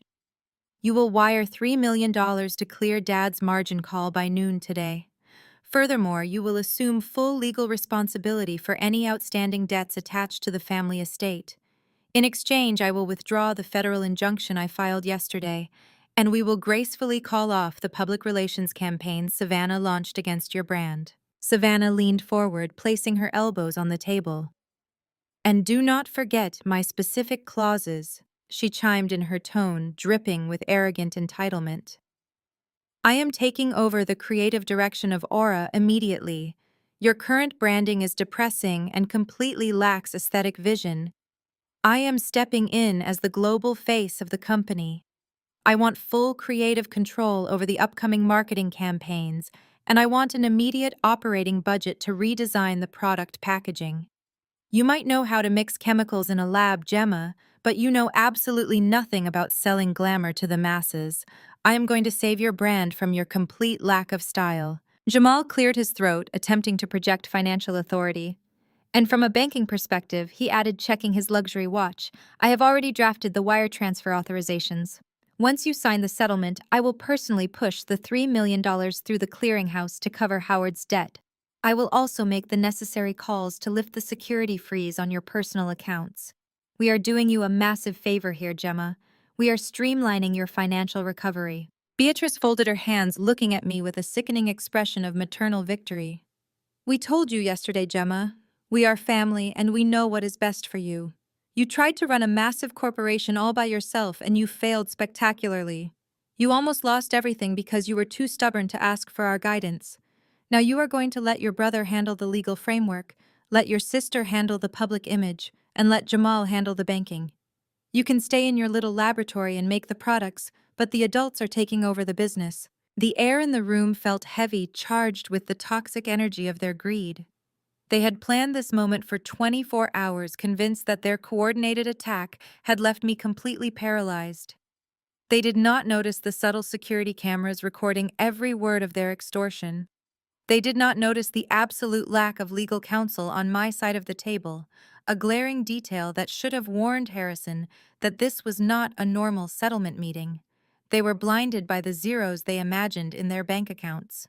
I sat there absorbing the staggering and mountainous weight of their delusion. They had walked into a corporate fortress, demanded 40% of a billion-dollar entity, demanded $3 million in cash, and insulted my entire existence, all while believing they were doing me a favor. They had laid out their extortion plan with absolute and unwavering confidence. They looked at me, waiting for the defeated nod, waiting for me to pick up a pen and sign my life away. I slowly unclasped my hands. I looked at Harrison, who was smiling triumphantly. I looked at Savannah, who was already picking out her new office decor in her head. I looked at Jamal, whose entire freedom hinged on my signature. And finally, I looked at Beatrice and Howard, the parents who had spent 33 years calling me ugly and useless.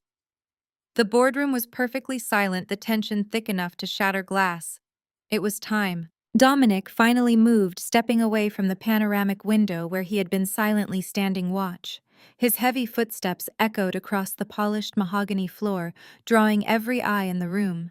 He did not look at my parents, nor did he acknowledge Jamal or Savannah. He walked directly to the center of the immense conference table and stopped right in front of Harrison. With a slow, deliberate motion, Dominic reached down and picked up the thick stack of legal documents my brother had so arrogantly tossed across the wood. The room held its collective breath. Harrison puffed out his chest, clearly interpreting Dominic's action as a sign of respect from one corporate heavyweight to another. Harrison adjusted his tie, his smirk widening as Dominic began to slowly flip through the drafted settlement pages. "This is a standard restructuring agreement," Harrison stated, his voice dripping with unearned confidence. "As a man who acquires volatile assets, Mr. Pierce, I am sure you can appreciate the value of stabilizing a company before a merger. My sister has proven she lacks the emotional fortitude to handle a global brand. The public relations crisis currently destroying her stock price is proof of that. By signing this agreement, we are effectively offering you an insurance policy. We remove the unstable founder, install a highly marketable face, and clear all pending litigation. You get a clean company, and we get our rightful equity. It is the only logical business move." Dominic did not respond immediately. He kept his head bowed, his dark eyes scanning the dense legal jargon Harrison had spent the night typing up. He turned another page, the sharp rustle of the heavy paper amplifying the suffocating tension in the room. To my family, Dominic's silence was not a warning. It was validation. They genuinely believed that the billionaire CEO was weighing his options, calculating his margins, and realizing that siding with the toxic family was his safest financial bet. Jamal sensed the opening and immediately jumped in, desperate to solidify his own value to the billionaire. From a financial standpoint, the transition will be seamless, Jamal added, leaning forward and resting his forearms on the table. My banking network can facilitate the immediate stabilization of Aura's operational accounts. We can have the brand's valuation recovering by the time the market opens on Monday. You need professionals running the back end, Mr. Pierce, not a woman who mixes chemicals in the dark and refuses to listen to her own family. We are offering you a guaranteed return on your investment. Howard nodded vigorously, desperate to piggyback on the perceived victory. Exactly. My father chimed in, his voice loud and overly familiar. We are businessmen, Dominic. We understand how these things work. Gemma had a lucky run, but she is out of her depth. She needs her family to step in and save her from herself. Once we take over the board of directors, you will have a reliable, experienced partnership. You will not have to worry about her unpredictable little outbursts anymore. Dominic turned another page. He ran a finger down the margin of the contract, his face a masterclass in stoicism. He was playing them flawlessly. By simply reading their ridiculous demands, he was inflating their egos to catastrophic proportions. He was letting them climb to the absolute highest peak of their delusion before we shoved them off the cliff. Beatrice clasped her hands together, practically vibrating with greedy joy. She looked at me with a sickening expression of maternal triumph, completely convinced that the most powerful man in the room was about to force me into submission. She thought Dominic was evaluating my worth and finding me entirely lacking. Savannah, however, could not simply sit back and let the men handle the conversation. The spotlight had drifted away from her for too long, and her narcissistic need to be the center of attention completely overrode whatever shreds of basic common sense she had left. She stood up from her leather chair, smoothing her crisp white designer suit, and walked slowly around the table toward me. She stopped just a few feet away, looking down at me with an expression of pure, unadulterated venom. She crossed her arms, her diamond rings catching the glare of the morning sun streaming through the glass walls. She looked from me to Dominic, who was still silently reviewing the final pages of the contract, and let out a sharp, mocking laugh. "Look at you, Gemma!" Savannah sneered, her voice echoing shrilly in the vast space. "Sitting there like a frightened little mouse waiting for your punishment. Did you really think you could win this? Did you honestly believe a man like Dominic Pierce would ever choose you over his own bottom line?" Savannah leaned closer, her expensive perfume clashing with the sterile air-conditioned atmosphere of the boardroom. "You have always been so delusional," she hissed, making sure every word was loud enough for the entire room to hear. "You thought that just because you made some money you suddenly became someone important. But you are exactly the same pathetic, ugly girl who used to hide in her room while I was out actually living. You thought you could trap a billionaire with your little business. But look at him. He is reading the contract. He is going to sign it. Because powerful men always choose the pretty face and the safe bet." She gestured dramatically toward herself, a twisted smile stretching across her face. "I am the brand, Gemma. I am the aesthetic. I am the face that people want to see. Dominic knows that partnering with me guarantees success. You were never a CEO. You were always just a placeholder until someone better came along to take what you built." I sat perfectly still, listening to her venomous monologue. I did not clench my jaw. I did not ball my hands into fists. I simply let her speak. I let her dig her grave with her own arrogant, jagged words. I watched the way her eyes darted toward Dominic, desperately seeking his validation, hungering for a single glance of approval from the billionaire she thought she had successfully manipulated. Savannah truly believed that the corporate world operated like her vapid social media comment sections, where shiny packaging always won out over actual substance. My father and mother nodded along with Savannah's cruel speech, validating her toxicity, just as they had done for the past 33 years. They were a collective unit of parasites, entirely dependent on draining the life out of whatever host they could sink their teeth into. I looked past Savannah and caught Dominic's eye. He had finished reading the contract. He slowly closed the thick folder, tapping it once against the mahogany table to align the edges perfectly. The sharp sound of the paper hitting the wood echoed like a gavel striking a sound block. He looked at Savannah taking in her designer suit and her arrogant posture, and then he looked at my parents who were smiling like they had just won the global lottery. The illusion of their victory was absolute. They had played their hands, revealed their greed, and confirmed their utter lack of humanity. They had confessed to their extortion, their financial manipulation, and their vicious vanity right inside my own corporate fortress, under the watchful eyes of my own security apparatus. They were completely and utterly certain that they had won the war. They were ready to claim their prize, dividing up my life's work like spoils of battle. They had no idea that the ground beneath their feet had already vanished. Dominic held the meticulously drafted contract in his massive hands. He did not slide it back across the mahogany table toward Harrison. He did not tuck it securely into the breast pocket of his pristine Tom Ford suit. Instead, he turned his back on the panoramic view of the financial district and walked slowly toward the corner of the boardroom. Positioned discreetly beside the crystal decanters on the wet bar was a sleek stainless steel industrial paper shredder. Harrison furrowed his brow, the arrogant smirk finally faltering on his face. He watched Dominic with a sudden prickle of confusion. "Excuse me, Mr. Pierce," Harrison said, his voice losing its courtroom bravado. "What exactly are you doing? We need those originals for the notary." Dominic did not answer him. He simply reached out and fed the thick stack of legal demands directly into the machine. The heavy metallic grinding sound of the shredder blades engaging shattered the pristine silence of the boardroom. The noise was violent and mechanical. My family watched in absolute stunned horror as their demands, their extortion attempt, and their guaranteed tickets to endless luxury were violently chewed into thousands of meaningless paper ribbons.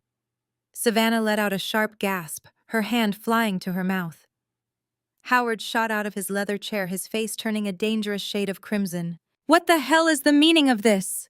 my father bellowed, dropping his polite businessman facade entirely. "We brought you a highly lucrative partnership deal to save your acquisition. You are throwing away millions of dollars." Dominic let the final page disappear into the shredder before turning around. He leaned against the wet bar, crossing his arms over his chest. He looked at my father with the kind of clinical detachment a scientist reserves for an insect under a microscope. "I cannot sign that document." Howard Dominic stated, his voice a low, freezing rumble that commanded absolute submission. "And why not?" Beatrice demanded, her voice shrill with rising panic. She clutched her new designer handbag tightly to her chest, as if it could protect her from the sudden shift in the room's atmosphere. "Because I do not own Aura Cosmetics," Dominic replied simply.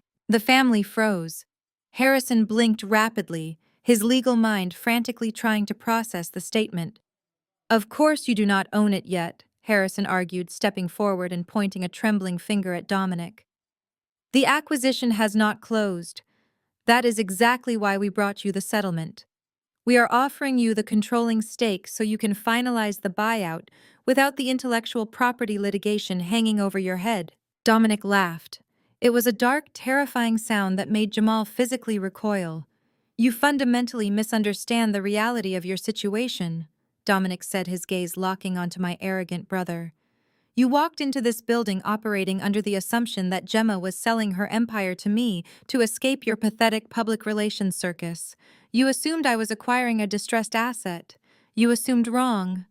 Gemma did not sell her company to Pierce Holdings." The color began to drain from Savannah's face. She looked back and forth between me and Dominic, her perfectly contoured features contorting into a mask of pure terror. "She executed a reverse merger," Dominic announced, dropping the corporate guillotine directly onto their necks. Jamal gasped, his eyes going wide. As an investment banker, he was the only one in the family who instantly understood the catastrophic magnitude of those two words. He knew exactly what a reverse merger meant in the high-stakes financial sector, and the realization hit him with the force of a freight train.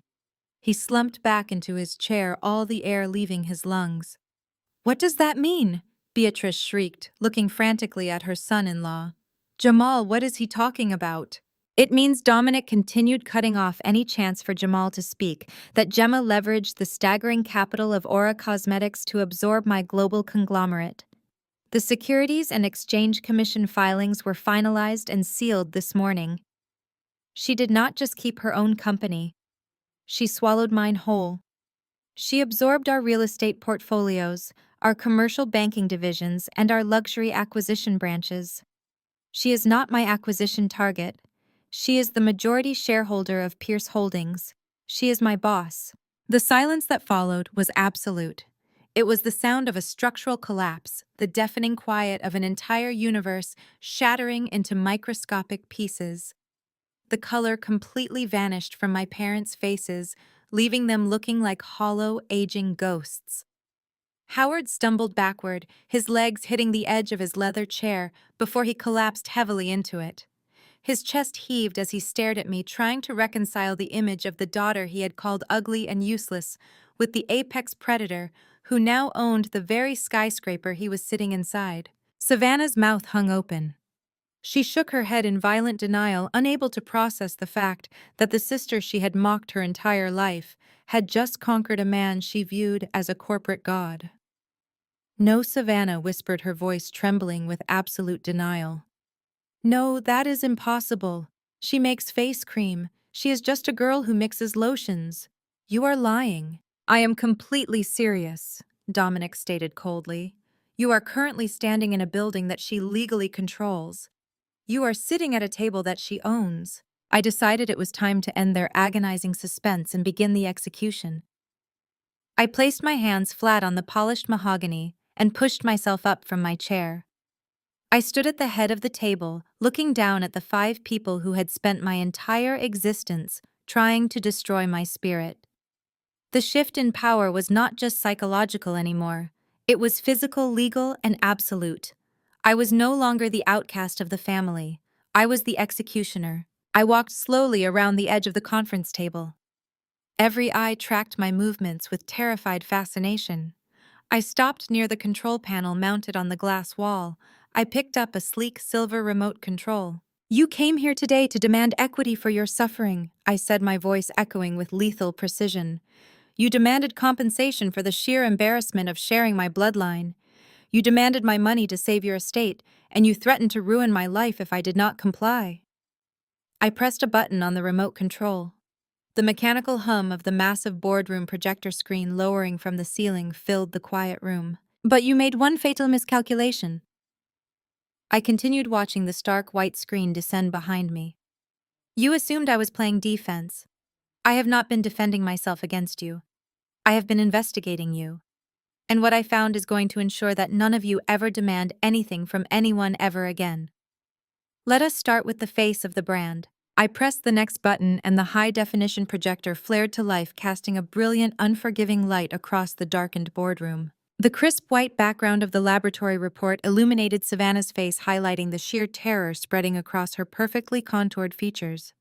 At the top of the projected document was the unmistakable seal of the most prestigious, internationally recognized chemical testing facility in the country. It was the same independent laboratory that federal regulators use to investigate consumer fraud.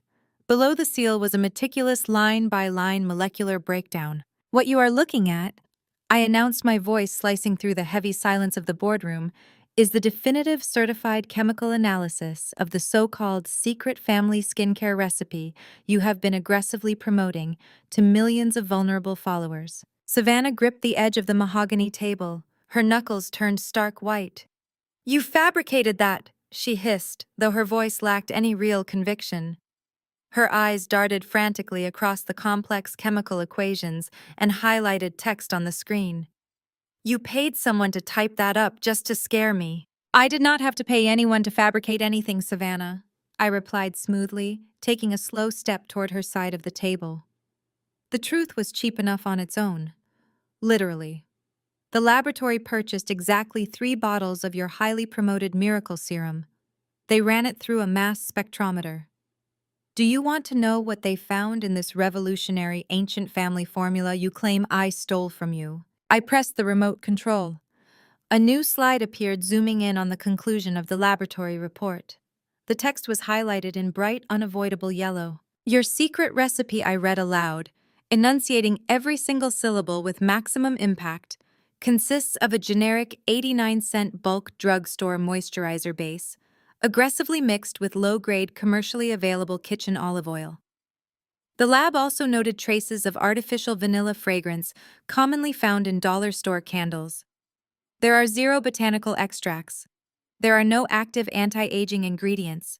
It is nothing but cheap grease and false promises. Beatrice gasped, covering her mouth with her hand. Howard stared at the screen, his financial mind finally grasping the catastrophic liability his golden child had just created. Selling a product under false pretenses across state lines, utilizing digital platforms, was not just bad marketing. It was a massive, prosecutable federal offense. You have been selling this garbage to millions of young women for $80 a bottle.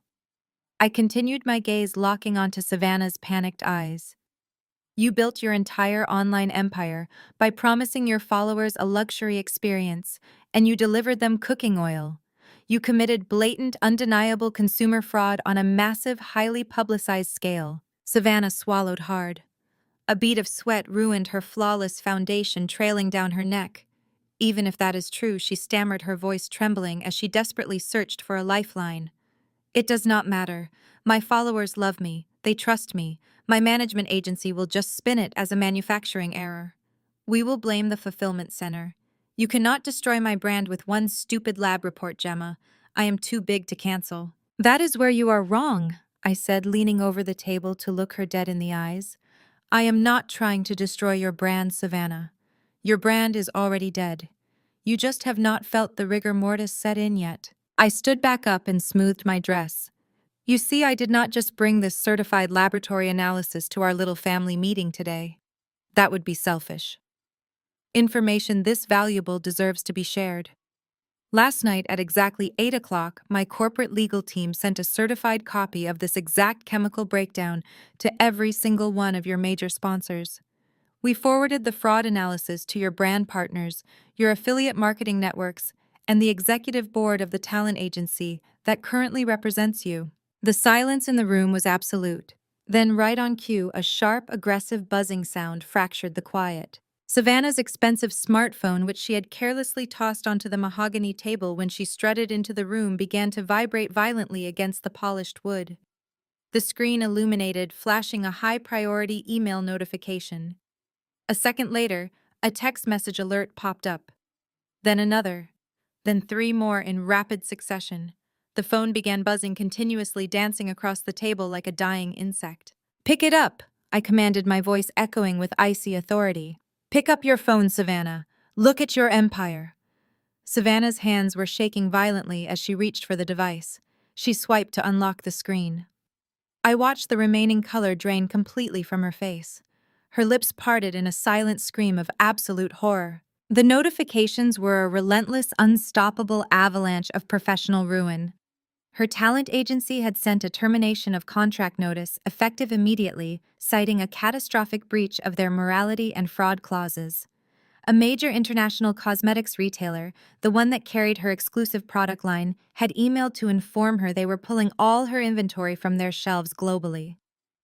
Their corporate lawyers were already drafting a multi-million-dollar lawsuit against her for reputational damage and breach of contract. "No," Savannah whimpered, her fingers swiping frantically across the cracked glass screen. "No, no, no. Please, this cannot be happening. They cannot drop me. I am their biggest earner."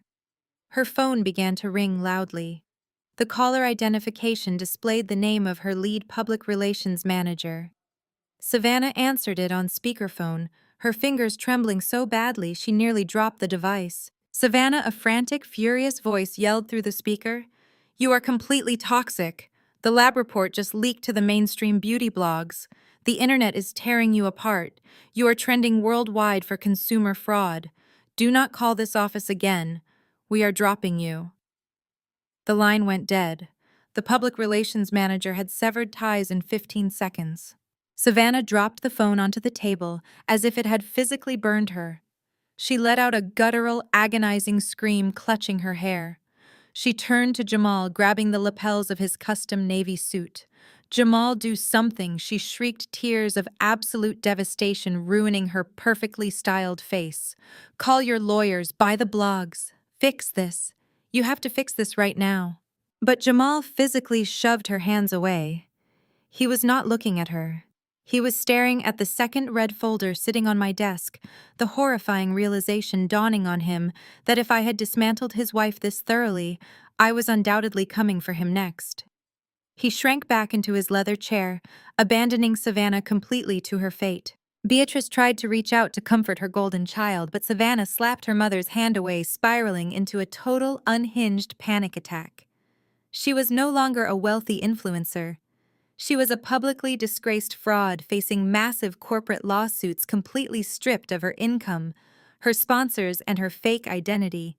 She had demanded a 20% stake in my company.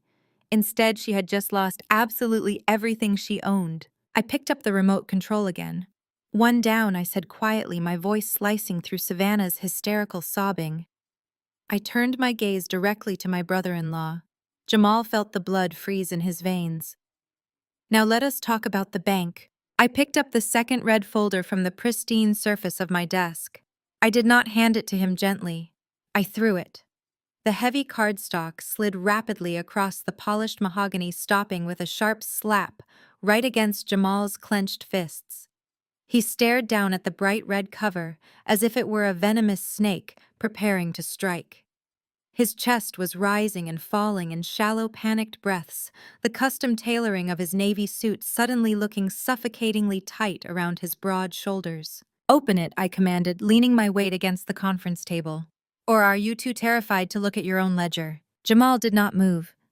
He swallowed hard, his Adam's apple bobbing nervously. Beside him, Savannah was still quietly weeping into her hands, completely destroyed by her own digital ruin, oblivious to the fact that her husband's life was about to be obliterated. My father Howard leaned forward, his brows furrowed in deep confusion. He had always idolized Jamal. Howard believed Jamal was the ultimate financial genius, the wealthy savior who validated my family's elitist delusions. Howard was about to learn exactly how that wealth was generated. When you illegally accessed my personal and corporate accounts this morning, Jamal, you made a catastrophic assumption, I said, my voice echoing with absolute freezing clarity. You assumed you were operating within the secure firewall of your employer. You assumed your executive clearance masked your identity. What you failed to realize was that your bank is a subsidiary of a much larger financial conglomerate. A conglomerate that was quietly absorbed into the Pierce Holdings portfolio 3 years ago. Jamal's eyes snapped up to meet mine. The sheer, unadulterated panic in his gaze was breathtaking. His jaw slacked as the realization began to form in his mind. And as of this morning, I continued pacing slowly behind the row of empty leather chairs when my reverse merger with Pierce Holdings was finalized. I did not just become the majority shareholder of a luxury acquisitions firm. I acquired controlling interest in the parent company of your financial institution. I am not just a cosmetics executive anymore, Jamal. I own the bank you work for. I am the apex shareholder of your entire corporate existence. Beatrice gasped loudly, clutching Howard's arm. Howard looked like he was going to vomit. The power dynamic had completely inverted, and they were watching the man they respected most get reduced to absolute rubble. When you triggered that fraudulent security freeze on my accounts, you triggered a mandatory top-tier internal audit, I explained, stopping directly across from him. Dominic deployed his elite forensic accounting team to sweep your digital footprint. They bypassed your commercial security protocols in seconds. And what they found buried in your offshore shell accounts was not just a violation of corporate policy, it was a massive prosecutable federal crime. Jamal's hands began to shake violently. He reached out and flipped open the red folder. Inside were dozens of pages of highlighted bank statements, wire transfer logs, and highly classified client portfolios. It was a flawless, undeniable paper trail. You have been systematically embezzling funds from your high-net-worth clients for the past 18 months, I stated, ensuring every single person in the room heard the exact magnitude of his betrayal. The forensic audit confirmed you siphoned exactly $2 million. You routed the stolen capital through dummy corporations in the Cayman Islands, cooking the books to cover the deficits. You breached your fiduciary duty, you committed staggering wire fraud, and you violated federal banking laws on a near-daily basis. I pointed a sharp finger at Savannah, whose head had snapped up, her tear-stained face freezing in shock. And we know exactly where every single cent of that stolen money went, I told him. It went straight into your wife's closet. It funded her first-class vacations to Dubai. It paid for the diamond earrings our mother is wearing right now. It bought that ridiculous white designer power suit she is currently sitting in.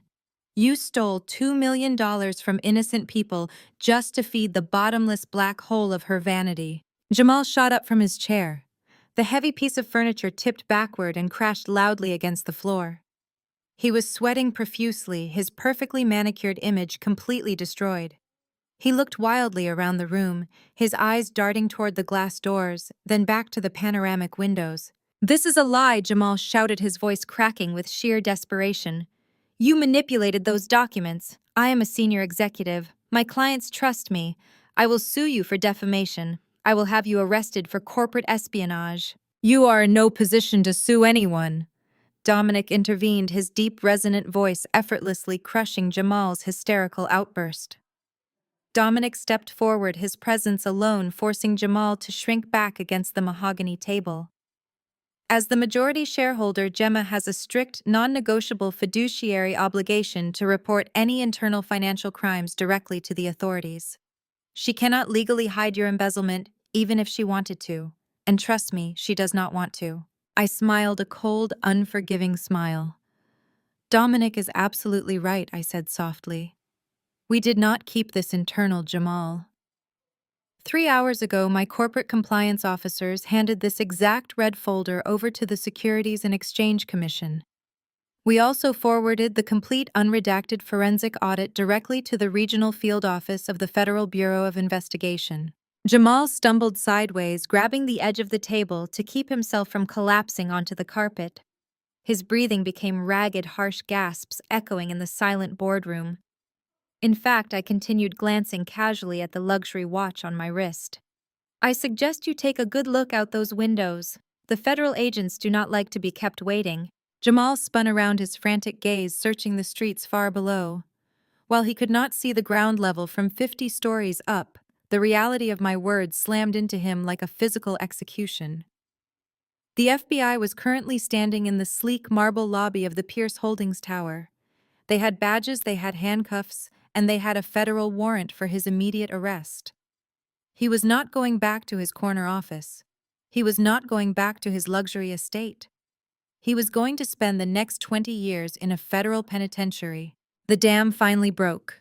Jamal turned slowly away from the windows, his face twisted into a mask of absolute unhinged rage. He did not look at me. He did not look at Dominic. He locked his furious, bloodshot eyes directly onto his wife. Savannah shrank back in her chair, terrified by the murderous glare of the man she had been bleeding dry. Jamal lunged forward, slamming his fists onto the table right in front of her. "You did this to me," Jamal screamed, spittle flying from his lips as he unleashed 18 months of repressed terror and resentment. "You and your psychotic obsession with looking rich. You screamed at me every single day. You demanded the bags, the cars, the vacations. You told me I was a pathetic failure if I could not provide the lifestyle you deserved. You drove me to this. You ruined my entire life." Savannah shrieked, pushing her chair back violently to escape his rage. "I did not tell you to steal," she screamed back, pointing a trembling finger at his face. "I told you to be a man and make more money. You are a fraud, Jamal. You are a pathetic, useless criminal, and you dragged me down with you. You bought me everything with stolen money. You are the reason I am losing my sponsorships. You are a loser." The perfect glamorous couple was violently tearing each other to shreds right in the middle of my boardroom. They were viciously turning on one another, their fragile marriage instantly disintegrating under the crushing weight of their own criminal vanity. Howard and Beatrice watched in absolute paralyzed horror as their wealthy son-in-law and their beautiful golden child verbally destroyed each other. I reached down and picked up the third red folder from my desk. I let them scream for another few seconds, letting the toxic poison drain from their system before I decided it was time to end the career of the smartest man in the room. I turned my icy gaze toward Harrison. "Two down," I whispered. "Let us talk about the lawyer." Harrison swallowed hard, but quickly masked his rising fear with a practiced, arrogant sneer. He adjusted his tailored suit jacket, desperately clinging to his identity as the brilliant legal mind of the family. He pointed a trembling finger at me, refusing to believe he was about to share the same catastrophic fate as Savannah and Jamal. "You think you can intimidate me with Jamal's pathetic financial mess?" Harrison shouted, his voice cracking slightly before he forced it into a booming courtroom volume. "Jamal is a sloppy criminal, but his embezzlement has absolutely nothing to do with Aura Cosmetics or the federal injunction currently sitting on your desk. You are still legally bound to the family trust. That $5,000 check is undeniable proof of family seed capital. I will still tie your company up in federal court for years. You cannot escape the law." I looked at my younger brother, marveling at the sheer blinding arrogance of a man who was actively standing in a pool of gasoline while holding a lit match. He genuinely believed that his freshly printed law degree made him invincible. He thought he was the smartest person in the room, completely oblivious to the fact that I had just dismantled a federal banking executive and a global social media influencer in less than 5 minutes. "You really should have paid more attention in your ethics classes," I said, my voice smooth and dangerously calm. I opened the third red folder and pulled out a thick stack of high-resolution photographs and banking logs. "You staked your entire legal extortion attempt on that $5,000 check. You filed an emergency injunction in a federal court citing that exact check as Exhibit B. You legally testified under penalty of perjury that those funds were a legitimate family investment." I picked up the remote control and pressed the button. Savannah's humiliating chemical analysis vanished from the massive projector screen, replaced instantly by a crisp, digitally remastered security video. The footage was date-stamped exactly 10 years ago. Harrison stopped breathing. His smug, confident sneer melted off his face, replaced by a look of sheer, unadulterated terror. He recognized the camera angle immediately. It was the interior of the local bank branch down the street from our childhood home. When I finalized the reverse merger with Pierce Holdings this morning, I explained to the silent, horrified room I gained top-tier executive access to the central banking archives. I did not just look at the cleared check you submitted to the federal judge. I pulled the digital microfilm records and the security camera footage from the exact afternoon that check was cashed. I pressed play. The high-definition video began to roll, accompanied by perfectly preserved enhanced audio. The entire boardroom watched as a 20-year-old Harrison confidently approached the bank teller's window. We listened as the younger version of my brother's suite talked the teller sliding the $5,000 check across the marble counter. We watched in high resolution as Harrison leaned over the counter and deliberately carefully forged our late grandmother's signature on the endorsement line. "You did not secure family seed capital for my business," I stated, my voice echoing like a judge's gavel. "You committed grand larceny. You forged a dead woman's signature to steal $5,000 from her remaining trust. You kept the cash, and when you realized I needed money for a laptop to start my design work, you handed it to me to play the role of the supportive brother while simultaneously laundering your stolen funds." Howard and Beatrice stared at the screen in absolute shock. Their smart golden boy, the prestigious lawyer they bragged about to all their affluent friends, was a documented thief. Harrison took a stumbling step backward. Sweat poured down his forehead. "That was 10 years ago," he stammered, his legal mind frantically scrambling for a defense. "The statute of limitations for grand larceny has completely expired. You cannot press criminal charges against me for a decade-old check. You have nothing." I laughed, a cold, sharp sound that made him physically flinch. "You are right, Harrison. The criminal statute of limitations has expired. I cannot send you to prison for stealing from our grandmother." I stepped around the conference table, closing the distance between us until I was standing just inches from his terrified face. "But this is not about criminal prosecution. This is about your law license." Harrison gasped, his eyes going wide with sudden catastrophic realization. "This morning you filed a federal injunction to halt my corporate operations." I continued, speaking slowly and deliberately, so every word pierced his massive ego. You submitted that forged check to a federal judge as legitimate evidence. You knowingly presented stolen property to the court to extort a billion-dollar corporation. There is no statute of limitations on committing a fraud upon the court. Harrison began to shake violently. He reached out to grip the back of a leather chair to keep his knees from buckling beneath him. Last night, my corporate legal team sent the unredacted security footage, the forged signature cards, and a certified copy of your fraudulent federal injunction directly to the disciplinary committee of the American Bar Association, I announced. We also forwarded the entire evidence packet to the managing partners at your mid-tier corporate law firm. Right on cue, Harrison's phone began to ring. The shrill corporate ringtone shattered the heavy silence in the boardroom.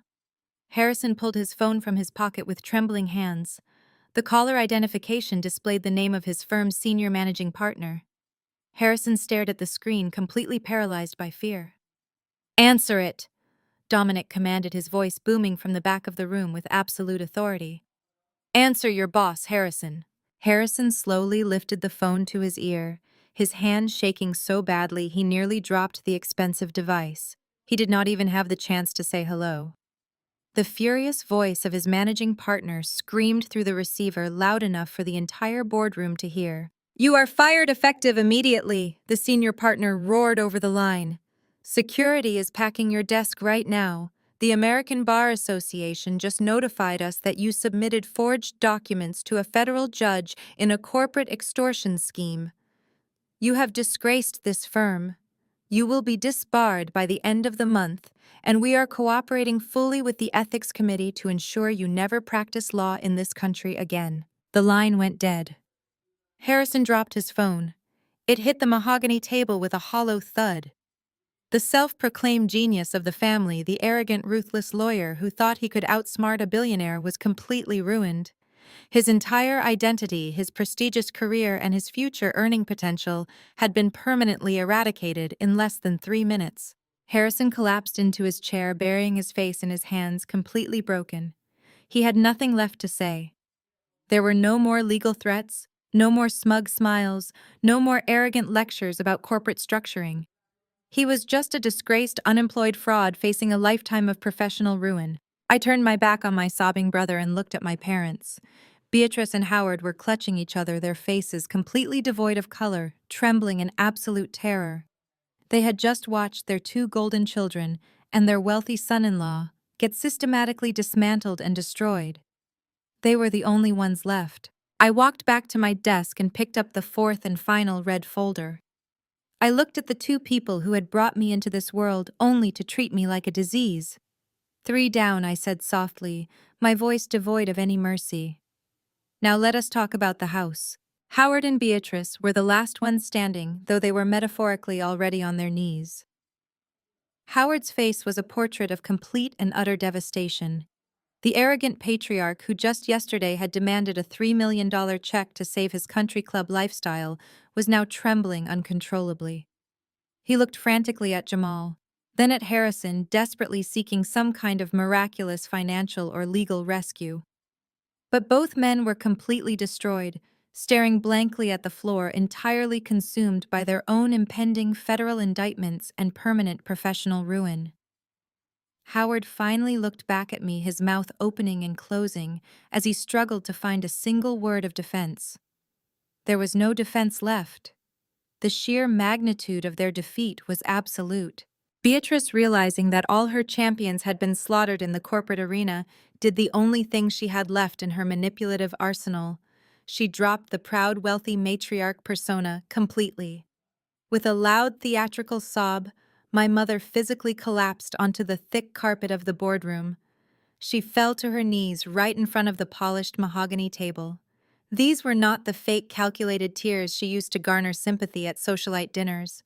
These were genuine, desperate tears of absolute terror.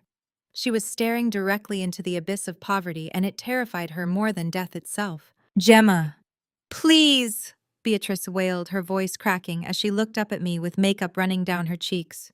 "You cannot do this to us. We are your parents. We gave you life. We raised you. You cannot just stand there and destroy your own family. I am begging you, please have some mercy on us." She reached out her manicured fingers, clawing at the empty air toward my legs, desperate for any shred of the daughter she had spent 33 years emotionally abusing. I looked down at the woman kneeling on the floor. I felt absolutely nothing. There was no pity, no lingering childhood desire for her affection, and certainly no mercy. The wall of ice inside me was completely impenetrable. "You did not raise me," I stated, my voice echoing with a hollow, terrifying calm. "You housed me until you found it convenient to throw me away. You spent my entire existence tearing me down so you could build yourselves up. You called me ugly, useless, and a disappointment. You kicked me out into the street with absolutely nothing, and you did it with a smile on your face." I picked up the final red folder from my desk and opened it deliberately. I pulled out a thick stack of legal and financial documents, all stamped with the official seal of the State Real Estate Commission and the Federal Banking Authority. "You demanded $3 million this morning to cover your catastrophic margin call," I reminded them. My eyes fixed on Howard, who was gripping the edge of the table to keep from falling over. "You thought you could extort me into saving your precious estate." I tossed the documents onto the table. They slid across the polished wood and stopped right in front of Howard's trembling hands. When I executed the reverse merger with Pierce Holdings, I explained, detailing the final nail in their coffin. I absorbed a vast portfolio of commercial banking institutions. One of those institutions happens to be the exact bank that holds the toxic, highly leveraged mortgage on your sprawling suburban mansion. "I did not just acquire a cosmetics company, Howard. I bought your debt." Howard gasped, his hands hovering over the documents as if they were actively burning. He read the top page, his eyes widening in pure horror as he saw my corporate signature on the line identifying the primary lien holder. "I own your mortgage," I announced, making sure every single person in the room heard the absolute finality of my words. "I own the debt you recklessly accumulated to fund your fake luxury lifestyle.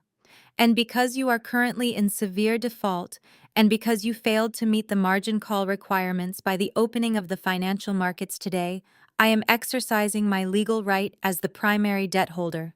Beatrice covered her face with her hands, letting out a loud, agonizing wail. Savannah and Jamal sat paralyzed, too destroyed by their own ruin, to even react to the loss of the family estate. Harrison simply buried his head deeper into his arms, sobbing quietly into the sleeve of his cheap suit. "I am officially foreclosing on your property," I stated, delivering the ultimate sentence. "The bank is seizing the estate, the cars, the frozen assets, and everything inside those walls that was purchased with leveraged capital. You are completely and utterly bankrupt." Howard finally found his voice, a weak, pathetic croak. "Gemma, where will we go? We have no cash. Jamal's accounts are frozen. We have absolutely nothing left." He looked at me with wide, desperate eyes, begging for a fraction of the charity he never once extended to me. "That is entirely your problem," I replied coldly. "5 years ago, you gave me 1 week to pack my bags before you threw me onto the street. You told me I was dead to you. I am going to be significantly more efficient than you were." I glanced at my watch, checking the time with clinical detachment. "It is currently 10 in the morning. You have exactly 2 hours. Beatrice stopped crying for a fraction of a second, staring up at me in pure shock. "2 hours," she whispered, her voice trembling with disbelief. "2 hours," I confirmed. "I have already dispatched a private corporate security team to the estate. They are currently waiting in the driveway. You have until exactly noon to return to the house, pack your personal clothing into whatever bags you can carry, and vacate the premises. You are not permitted to take any jewelry, any artwork, or any furniture. Everything of value now belongs to the bank to liquidate against your massive deficit." I leaned forward, resting my hands on the mahogany table, looking directly into my mother's terrified eyes. "If you are still inside that house at 1 minute past 12, the security team has strict non-negotiable orders to physically remove you from the property and throw you onto the street. They will change the locks, secure the perimeter, and you will be arrested for trespassing if you ever step foot on that land again." The absolute devastation in the room was complete. There were no more arguments, no more arrogant demands, no more toxic delusions of grandeur. They had been stripped of their wealth, their reputations, their careers, and now their home. The empire of lies they built over 33 years had been completely eradicated in less than an hour. "The meeting is over," I announced, straightening my posture and turning my back on the ruins of my biological family. "Get out of my building." Dominic stepped forward, opening the heavy frosted glass doors of the boardroom. He stood like a dark, immovable sentinel, gesturing silently for the broken family to leave. The execution was finished. They shuffled out of the boardroom like a procession of the condemned. Howard led the way, his heavy footsteps dragging across the carpet, completely stripped of his arrogant swagger. Beatrice followed, her face buried in her hands, weeping loudly as the reality of her immediate homelessness set in. Savannah and Jamal walked separately, a wide physical gap between them, their marriage completely fractured by the devastating weight of their mutual criminal exposure. Harrison was the last to leave, clutching his empty leather briefcase, his eyes vacant and staring at nothing. Dominic watched them file into the elevator, the heavy steel doors sliding shut on their former lives of luxury.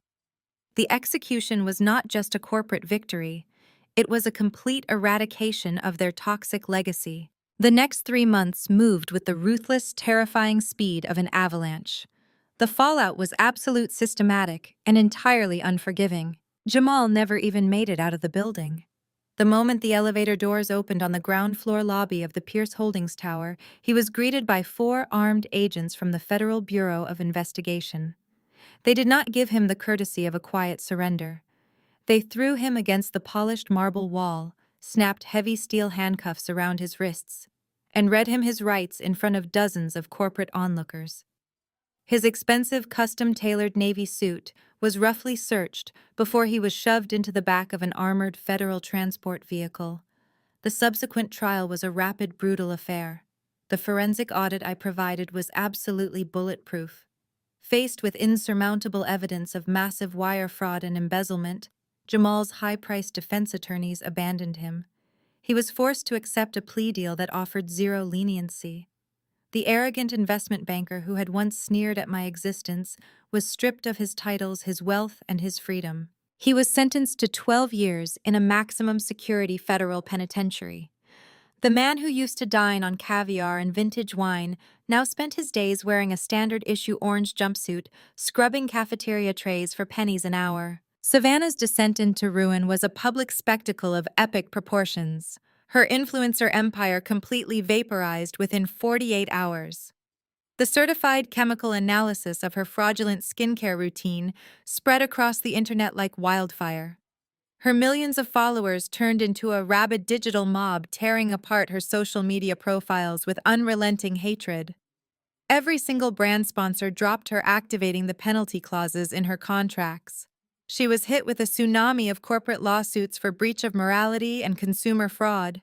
Stripped of Jamal's stolen money and facing millions in legal debts, Savannah was immediately evicted from her luxury rental house. She had to sell her designer wardrobe, her diamond jewelry, and her luxury cars just to pay her defense attorneys. With her reputation utterly radioactive, no talent agency or reputable company would even consider hiring her. The woman who once demanded a 20% equity stake in a billion-dollar cosmetics company was forced to face a brutal reality check. Savannah secured the only employment she could find. She now worked the graveyard shift at a discount fast fashion retail store inside a dying suburban shopping mall. She spent her nights folding cheap polyester shirts and sweeping the floors, wearing a polyester uniform that swallowed her former glamorous identity. Her ultimate psychological torture occurred daily, as groups of teenagers who used to be her devoted fans would occasionally walk into the store, recognize her exhausted makeup-free face, and loudly mock her while recording the pathetic encounter on their smartphones. Harrison's catastrophic downfall was equally swift and intensely humiliating. The American Bar Association did not hesitate. Presented with the high-definition security footage of him forging our grandmother's signature, the Ethics Committee moved with lethal efficiency. Harrison was publicly and permanently disbarred. His name was published in the state legal registry as a disgraced fraud. Without his license and carrying the toxic stigma of a documented thief, His corporate career evaporated instantly. The arrogant junior lawyer who thought he could outmaneuver a billionaire was suddenly a pariah in the professional world. Desperate to pay off his massive law school loans without a corporate salary, Harrison was forced into the service industry. He now worked as a waiter at a mediocre, noisy chain restaurant in the financial district. The sheer punishing irony of his new life was inescapable. He spent his exhausting shifts carrying heavy trays of greasy food and wiping down sticky tables, forced to respectfully serve the exact same wealthy corporate attorneys he used to aggressively look down upon. They left him terrible tips, and he had to smile and thank them anyway. As for my parents, their eviction was executed with the surgical precision I had promised. They scrambled back to their estate, given exactly 2 hours by my security team to pack their belongings into garbage bags. At exactly 1 minute past noon, Howard and Beatrice were physically escorted off the property. The heavy iron gates of the estate slammed shut behind them, locking them out of their affluent delusion forever. Their country club memberships were revoked due to unpaid dues. Their high society friends abandoned them, refusing association with a family tainted by indictments and bankruptcy. Stripped of assets, my parents rented a cramped, dilapidated studio apartment in a dangerous industrial neighborhood. The space reeked of damp mildew and total failure. Without their stolen wealth, Beatrice and Howard were forced to face the miserable reality of their marriage. Trapped in that miserable claustrophobic box, they spent their days screaming at each other. Howard blamed Beatrice for pushing Savannah into consumer fraud, while Beatrice viciously blamed Howard for the catastrophic margin call that destroyed their empire. They had absolutely nothing left but their toxic, suffocating resentment. Their kingdom of lies had burned completely to the ground, leaving them to choke on the bitter ashes of their own staggering arrogance. I stood on the sun-drenched balcony of my sprawling Malibu estate, letting the warm, salty breeze wash over my face. The Pacific Ocean stretched out endlessly before me, a brilliant, shimmering expanse of sapphire blue that met the cloudless horizon. The rhythmic crashing of the waves against the pristine private coastline below was the only sound interrupting the absolute tranquility of the morning. There were no more screaming matches. There were no more toxic demands or cruel comparisons. The suffocating gray clouds of my past had been entirely blown away, leaving nothing but clear skies and limitless potential. I rested my hands on the cool, smooth glass of the balcony railing, breathing in the crisp sea air. Beside me, Dominic leaned against the polished stone pillar, looking incredibly relaxed, in a tailored linen shirt and dark trousers. A massive teakwood table sat between us, completely covered in sprawling architectural blueprints and digital rendering tablets. We were not looking back at the wreckage we had left behind in the city. We were actively building the future. The blueprints detailed the aggressive global expansion of Aura Cosmetics. We were mapping out the construction of 3 new massive manufacturing hubs in Paris, Milan, and Tokyo, alongside a state-of-the-art research and development laboratory in Geneva. Dominic traced a line across the European distribution map with a sleek silver pen, his dark eyes sharp with strategic focus. If we finalize the zoning permits for the Parisian hub by Tuesday, we can accelerate the launch of the new botanical line across the entire European market before the end of the fiscal quarter. He noted, his voice a deep, steady rumble of partnership. We will completely dominate the luxury sector before our competitors even realize we have crossed the ocean. I smiled, looking down at the complex logistical network spreading across the table. We will not just dominate the sector, Dominic, I replied, feeling a surge of absolute, unshakable confidence. We are going to redefine the entire global beauty industry from the ground up. Our supply chains are fortified, and our capital is limitless. Have the legal team fast-track the European permits and tell the marketing division to prepare for a simultaneous international launch. We are expanding everywhere all at once, and we are doing it on our own terms. He returned my smile, a look of pure mutual respect and unwavering solidarity passing between us. He did not see a plain girl in a cheap dress. He did not see a vulnerable target to be exploited or manipulated for financial gain. He saw a ruthless, brilliant corporate equal. He saw the woman who had reverse merged her way into controlling his empire and handled her enemies with the clinical precision of an apex predator. We were a united, unstoppable front, ready to conquer the international markets. I turned my gaze back toward the vast, glittering ocean, letting the reality of my existence fully settle into my bones. For 33 years, my biological family had desperately tried to force me into a tiny, miserable box. They had branded me as the ugly one. They used that label as a weapon to strip away my confidence, to justify their cruelty, and to elevate their own fragile egos. They wanted me to believe that my worth was entirely dependent on their toxic validation. They wanted me to stay small, quiet, and financially subservient, so they could feed off my misery. But that ugly girl was dead. She had died a long time ago on the front porch of a heavily mortgaged estate when a door was slammed in her face. In her place stood a woman entirely defined by her own brilliance, her unbreakable resilience, and her absolute financial independence. I had taken their rejection and forged it into $1 billion armor.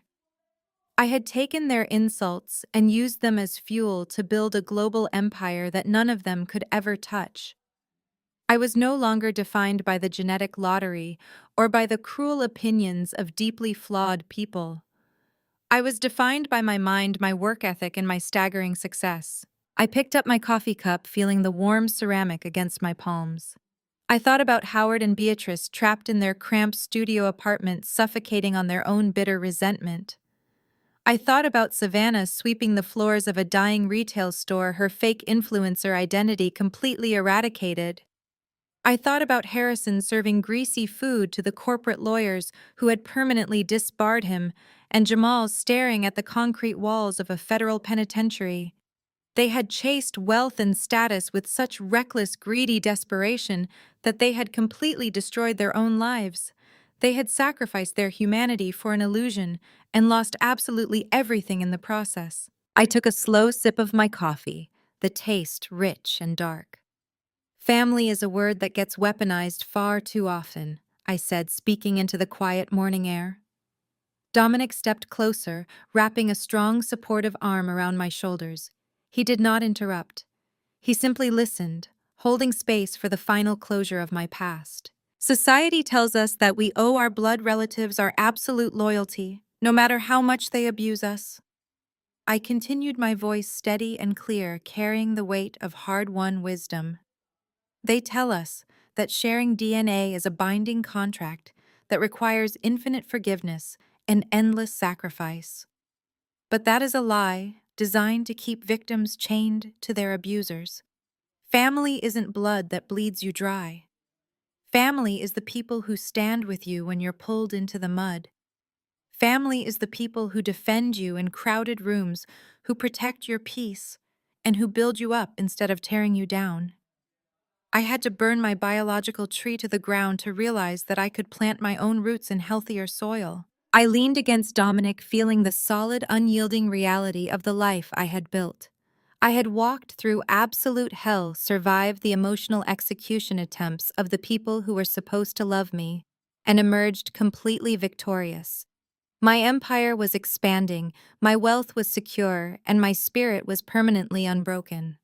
The venom they tried to pump into my veins had been completely neutralized. I looked directly ahead, staring past the blueprints and the glass railings, looking straight into the limitless horizon. The future belonged entirely to me. Have you ever found yourself trapped in the suffocating grip of a toxic family? I asked, my voice projecting strength and absolute survival to the listeners. Have you ever had to look the people who shared your blood straight in the eye and permanently sever the ties to save your own life? Have you ever walked away from their abuse and built an empire from the ashes of their rejection? I want to hear your stories of survival. Drop your toxic family triumphs in the comments below.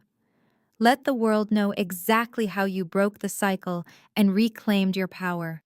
Do not forget to hit that like button and subscribe to the channel for more stories of absolute vindication and ruthless success.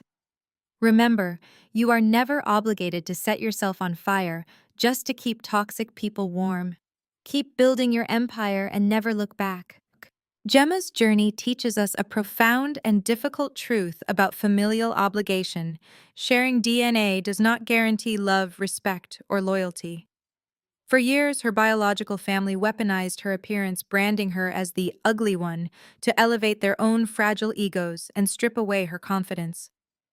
Society often pressures individuals to forgive and endure endless abuse simply because it originates from relatives.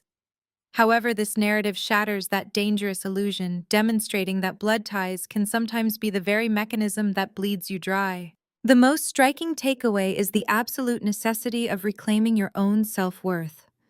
Gemma did not allow her family's cruel, fabricated narrative to dictate her future or her identity. Instead of shrinking into the assigned role of the outcast, she channeled their rejection into the foundation of a global empire.